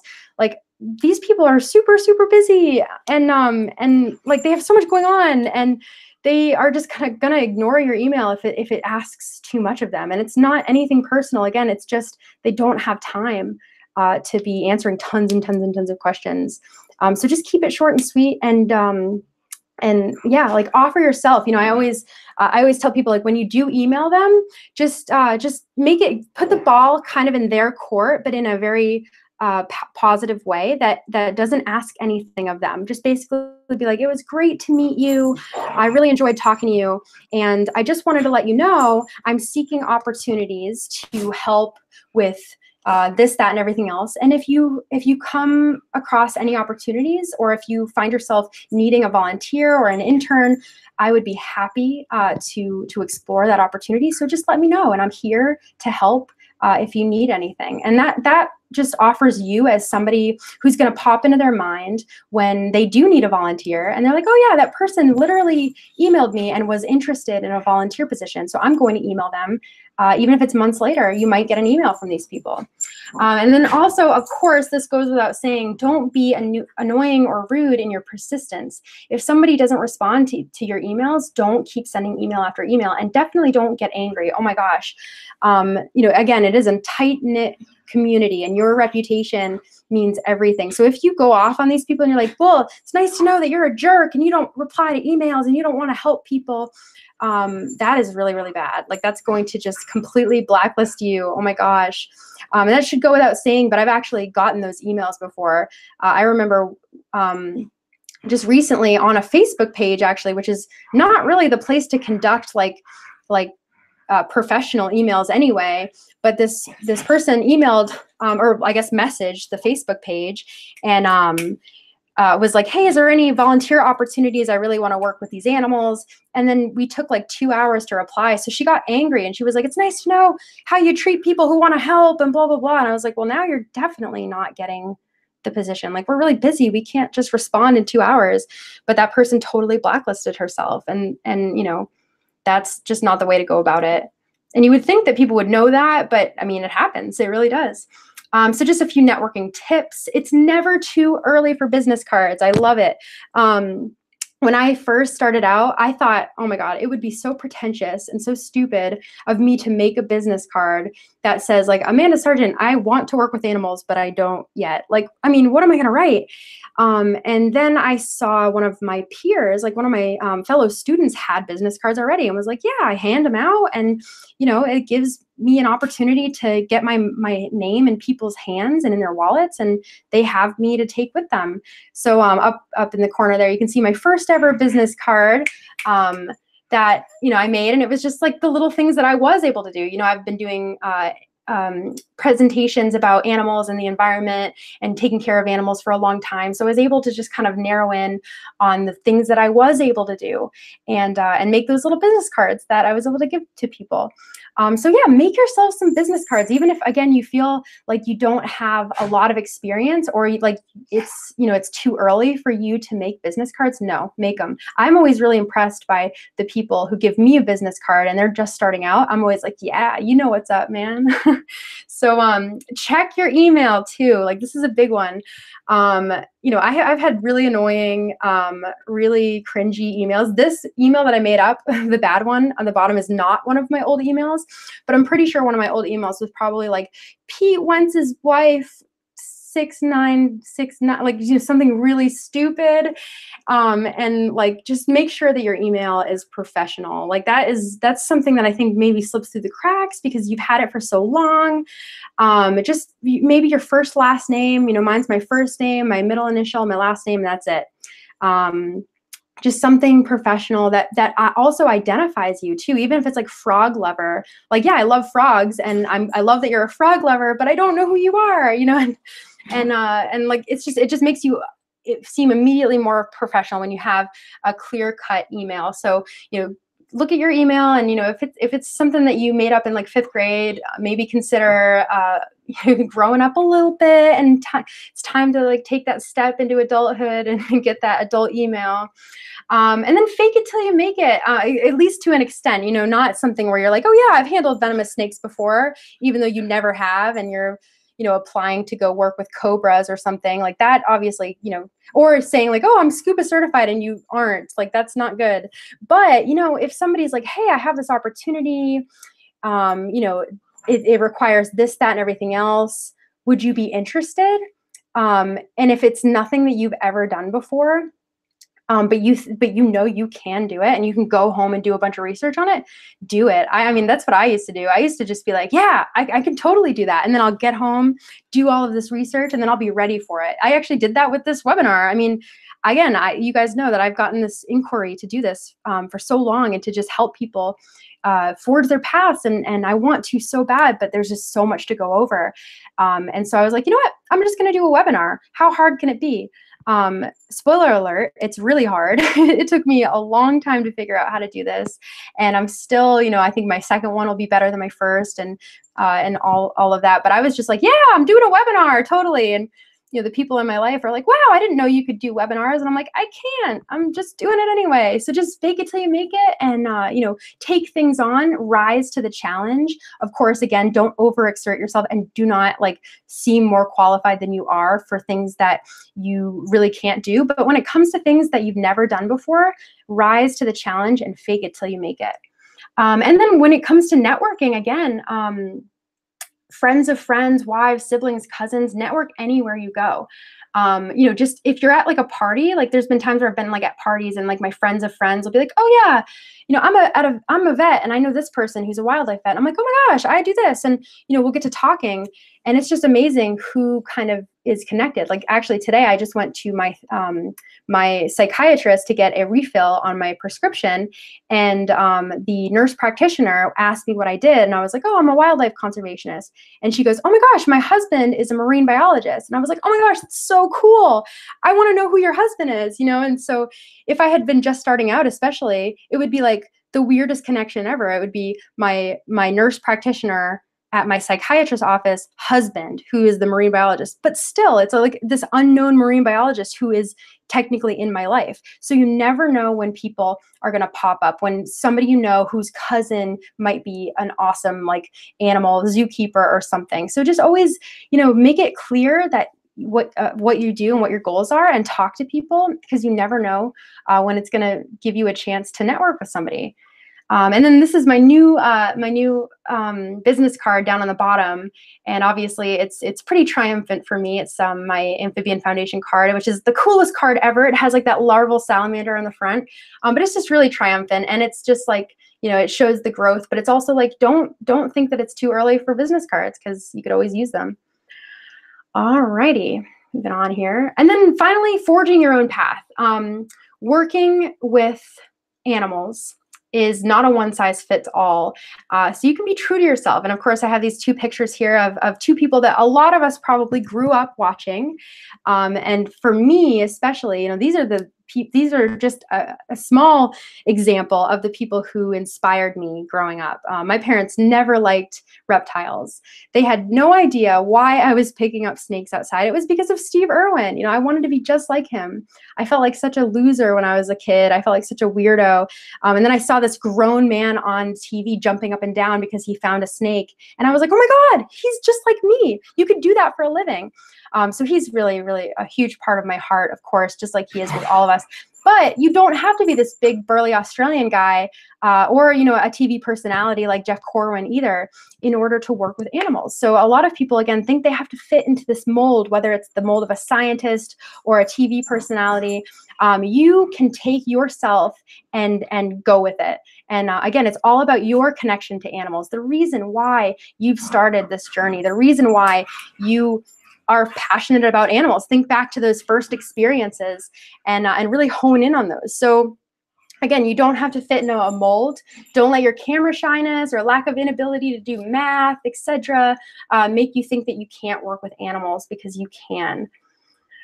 So forging your own path, like you can be a zookeeper, a biologist, a veterinarian, a conservationist, a wildlife rehabber, but you can also be an animal educator, a photographer, filmmaker, or artist, marketing and communications director at like a nonprofit, or a blogger, YouTuber, social media spokesperson. Like there are so many elements. I know people who, again, are artists, and so they will do conservation artwork, and they're just going and drawing animals, and then their conservation, their art is going into like books and raising money for conservation.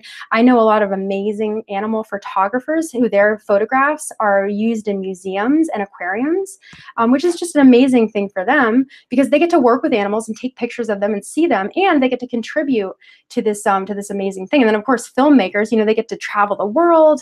Animal educators, you're not a scientist, but you're literally inspiring children and adults alike to love animals. You're doing these amazing shows working with animals directly. And then there are so many things that you can do. You don't have to be a scientist. You don't have to be a vet.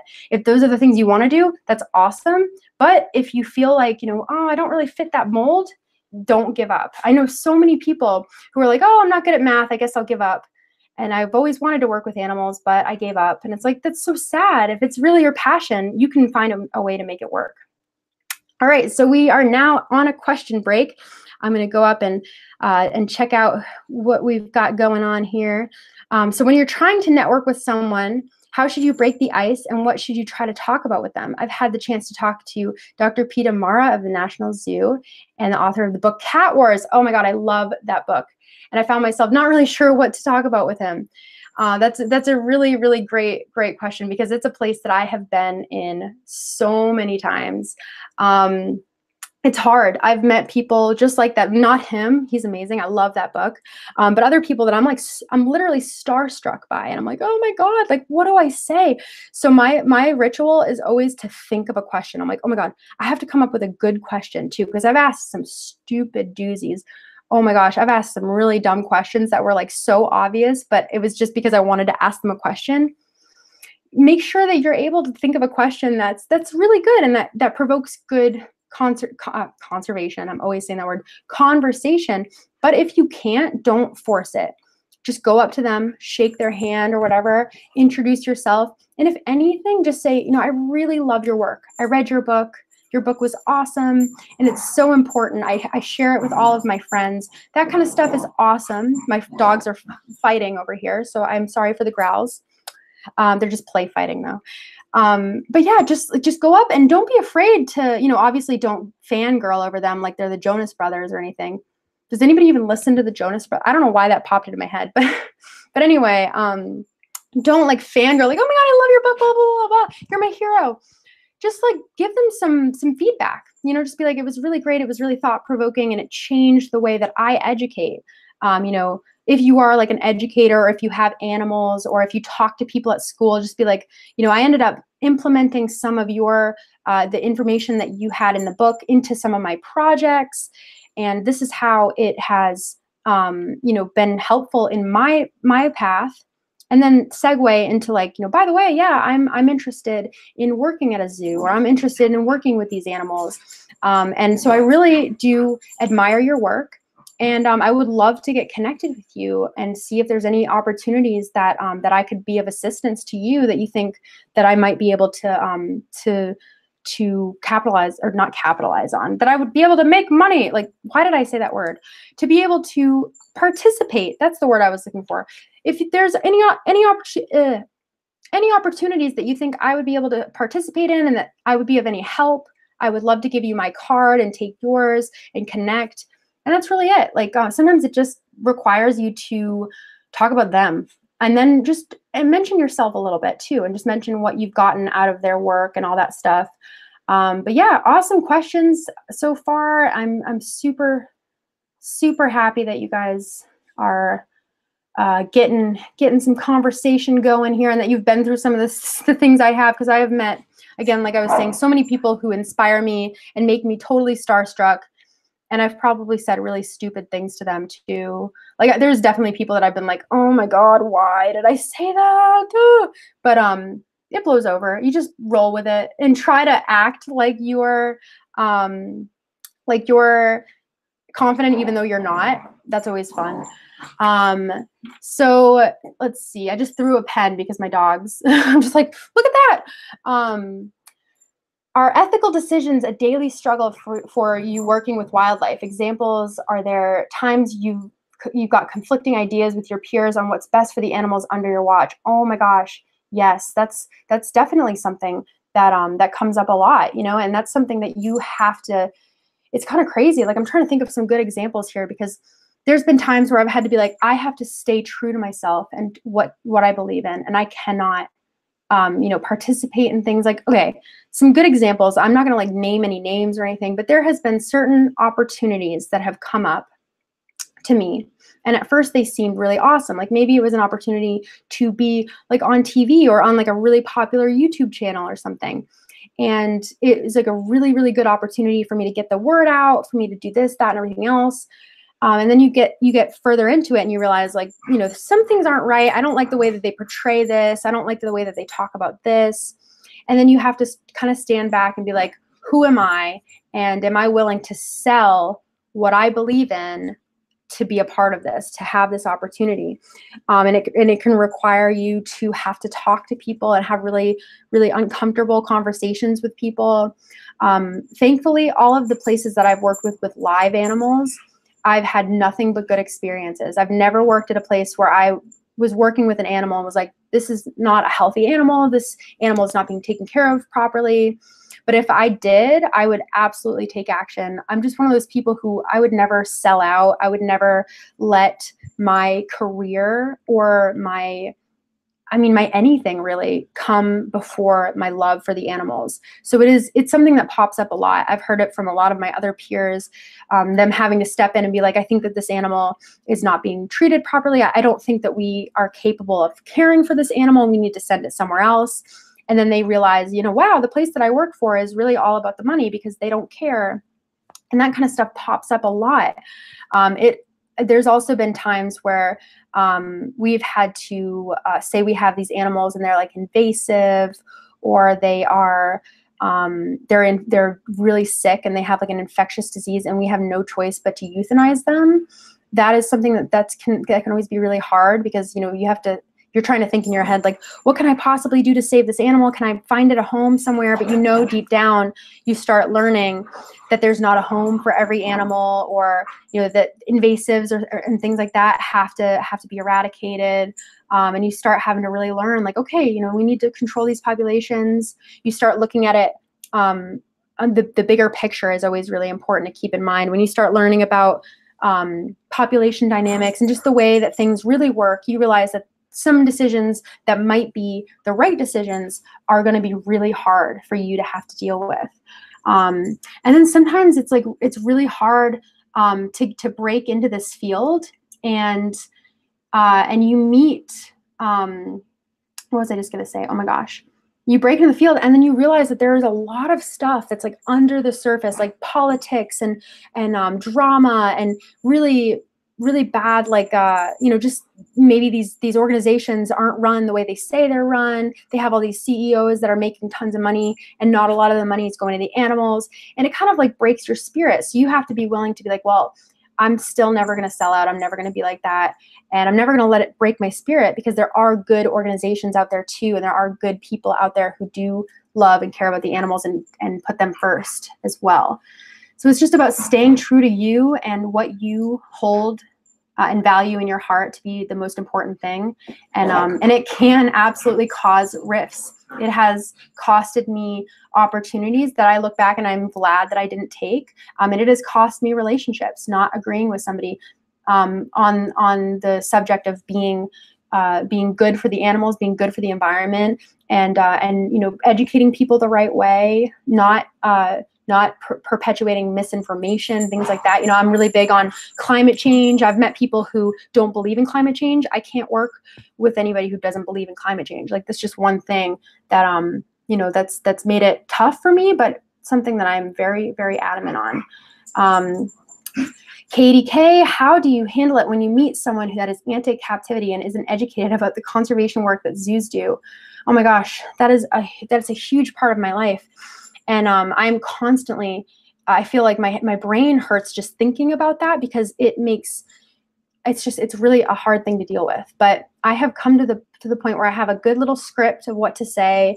I talk to people about what I do and how much I love animals and how I dedicate every second of my life to animals, and that everything that I do is for the good of animals. And with that being said, I love good zoos and I love good aquariums. And I actually worked 2 years in an aquarium. I saw the behind the scenes, and they did so many amazing things for animals.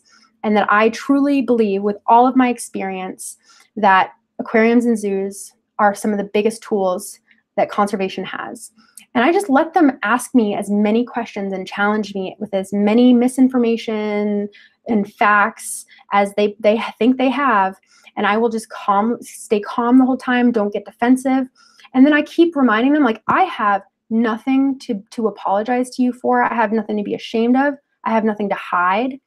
I love animals. I love zoos. I love aquariums. I will answer anything. I will be as open with you as you want me to be. I will clear up anything that you want. But at the end of the day, I'm the one who's out here on the front lines. They're the ones, the zookeepers, the people, the conservationists and the researchers and the vets that are working at the zoos. They're the ones who are working every single day with these animals. And 9 times out of 10, the people who are yelling at me about zoos and aquariums are keyboard warriors that do nothing but leave their house and sign petitions,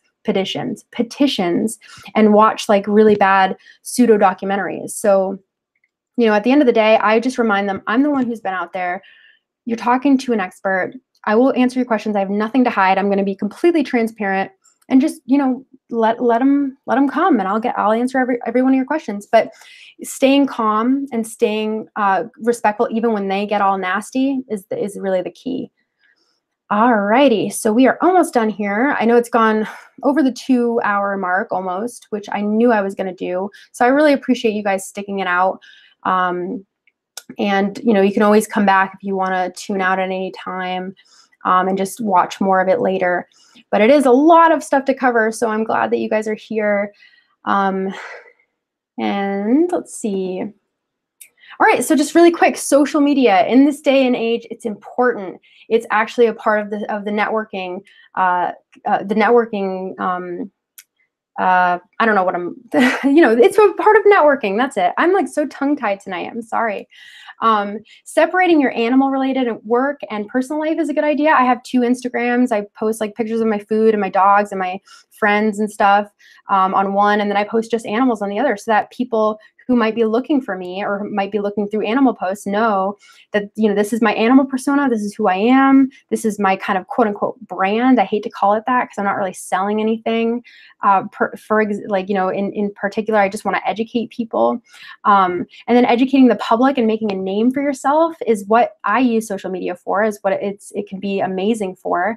And then giving people all over the world a chance to see what you're all about. And that is a huge part of establishing your particular reputation and your particular influence on the world of animals and your contribution. It's all about what you're doing. And so when you establish yourself on social media, whether it be Instagram, Twitter, Facebook, YouTube, you're out there and you're putting yourself out there and you're showing people that you have something very special to offer the world. And I've had a lot of my employers, a lot of my best references find me on Instagram first and contact me and say, I love what you're doing on Instagram. It's great. I love all the information. And I've made some really good connections through that. This is a great quote I just wanted to share. And it is by Randy Pausch, who was a professor who got diagnosed with terminal pancreatic cancer. And before he died, he gave a lecture and he published a book.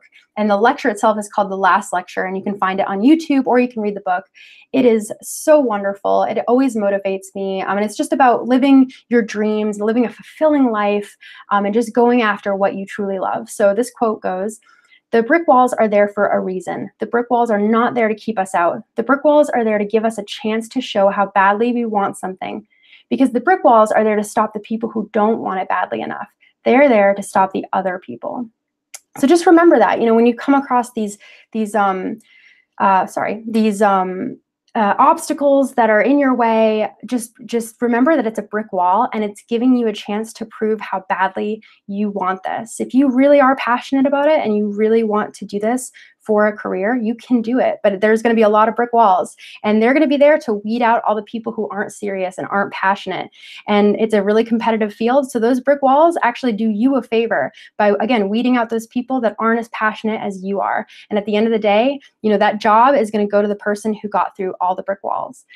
So this is going to be hard. You're going to have to make sacrifices. Your friends are going to have to understand. And if you have really good friends, if you have a good partner in life, if your family obviously probably knows you, your partner, your friends, they know you. They know that this is your passion. They know that this is your dream and that you are doing everything to make it happen. So your friends are going to understand when you can't hang out a lot. You know, of course, try your best to give them like one or 2 days a month if you can, but you're going to be really busy if you're anything like me. You're going to be taking on a lot. You're going to be filling your weeks up, and you're going to have to just go with it. Sorry, my dogs are totally barking. Hey, hey! Hey, stop the barking, please. I'm doing a webinar. My silly doggies. Sorry. Your reputation is everything. It's a relatively tight-knit community. If you screw up, it'll follow you forever. So that's another thing that I've brought up several times. So just keep that in mind. Your reputation is all you've got. It doesn't matter if you got money, if you got experience. When you do something that tarnishes your reputation, that's going to follow you for a long time. And then stay inspired and never forget why you started. And we've talked about this a lot throughout this webinar, but you just watch documentaries and TED Talks, read books, visit the zoo, go on a whale watch, go camping or on a hike or to the ocean.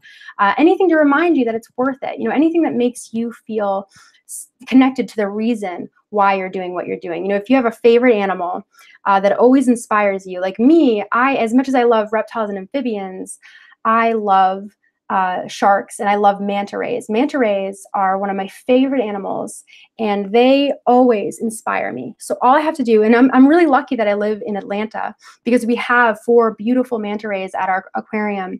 So all I have to do when I feel at my lowest is go to the aquarium and just look at those manta rays, and they just fill me with such a sense of like, wow, you know, this is what matters.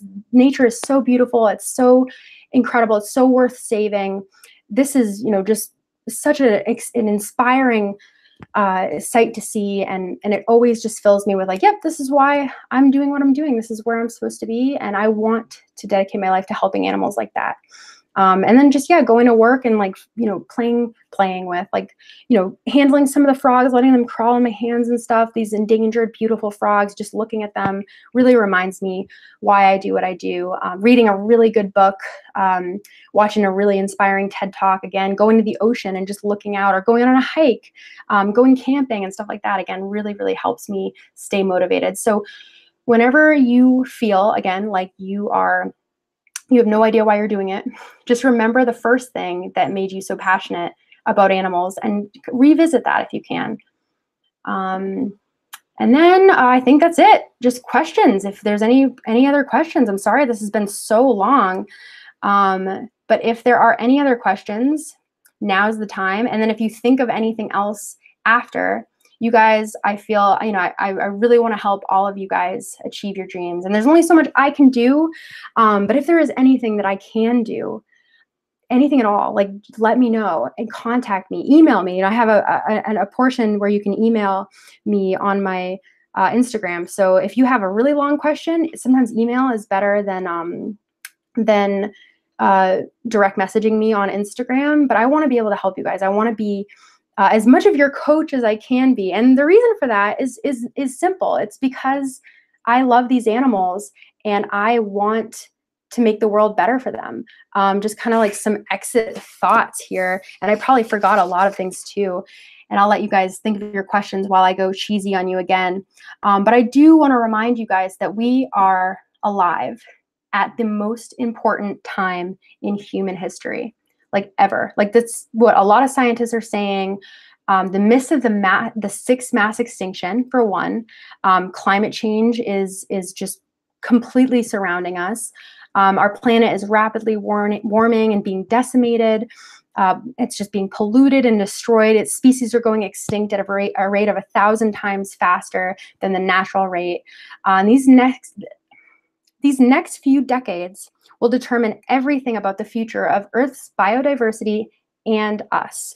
So think about it, like if you've ever read a book like Lord of the Rings or like Harry Potter, think about like the teams that are assembled in those books, the Avengers. I don't want to, rub any salt in anybody's wounds or anything, but like these teams that are assembled to save the world.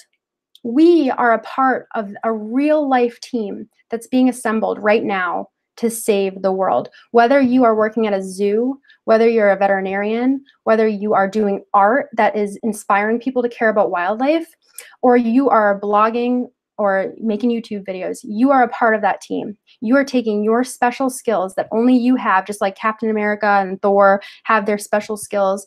We all have something to offer. And we all have an opportunity to literally save the world if we want to step up and do that. And so if you're here, you've chosen to be a hero to this planet. This is happening, and we need to decide what kind of role we're going to play in all of this. You know, they're going to look back on this time, and they're going to think, oh, my dog's ruining my triumphant moment. They're going to look back on this moment. They're going to know who was there and who stood up, and it's not easy, but it is the most important thing you can be doing. So that's why I care about you guys and your career. And I also want you to be happy. It's amazing just for me to be able to wake up and love what I do every day and feel fulfilled every single day.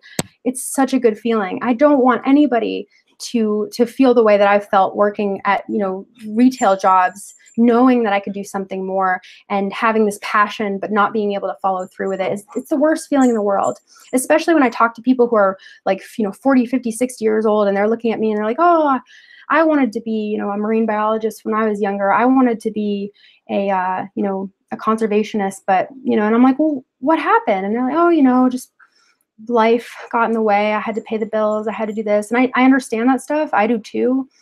But it makes me so sad to meet people like that. So I want you guys to have this life. If there's anything I can do for you, email me. I want to be as much of your coach as I can. So thank you guys so much for being here. And let's see, we have a little bit more to answer. How have you been able to grow your following on social media platforms to spread information about conservation and animal care? I'm so glad you asked. That is a whole nother, there's so much to it. And it's been a work in progress. I've been doing it for about 3 years now.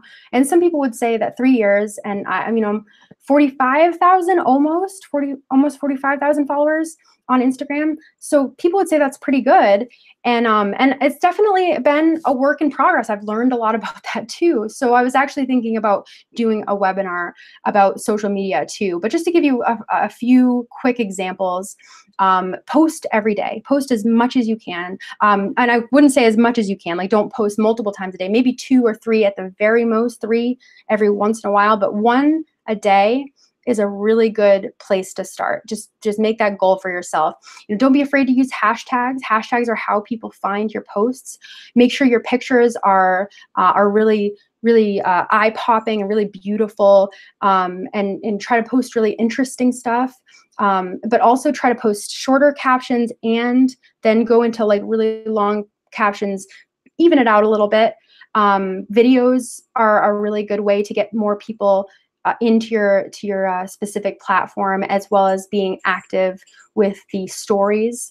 And then just, interacting is a really good thing too. Just like replying to people's comments. It should be, I see a lot of people who just ignore the comments. I love interacting with people and letting them know like I'm a real person and I really appreciate them, enjoying the things that I post. So there's a lot that goes into the Instagram thing. And I absolutely, it's like I hate it and I love it because it's a lot of work. But it's something I have a knack for. Definitely. I actually manage I manage my account, the Amanda Files, the Amphibian Foundation, the Turtle Conservancy, the Turtle Room, and the Georgia Reptile Society. So I manage all of those right now. And that's just because, again, I'm pretty good at it, and I've been pretty successful with all of those accounts. So I definitely have a lot of experience, and I would love to do a webinar on growing a platform for like conservation and animals on like Instagram and stuff like that. So if anybody's interested, I'll be probably putting that together pretty soon. And yeah, thank you guys so much. I really Yeah, there's only so much that they tell you in school. You're absolutely right, Nick. And I've learned, I'd say I learned a lot in school. I love school, don't get me wrong, but I learned probably 70% of what I know outside of school. All of my experiences are what I really value. And I I love cheesy, Sarah. Honestly, you know it. I'm like over here like the Avengers we're just like the Avengers. Like, so I'm so cheesy. And you inspire me too, because you're the same way. Like, you know, seeing women out there who are my age, who are passionate about this and who want to go into science and want to be in school and want to, you know, kind of break the mold a little bit. That just makes me feel like I'm not the weirdo that I've always felt like my whole life. It's great to have people like you out there to be my friends and to just be alongside me in this battle, because it's pretty crazy.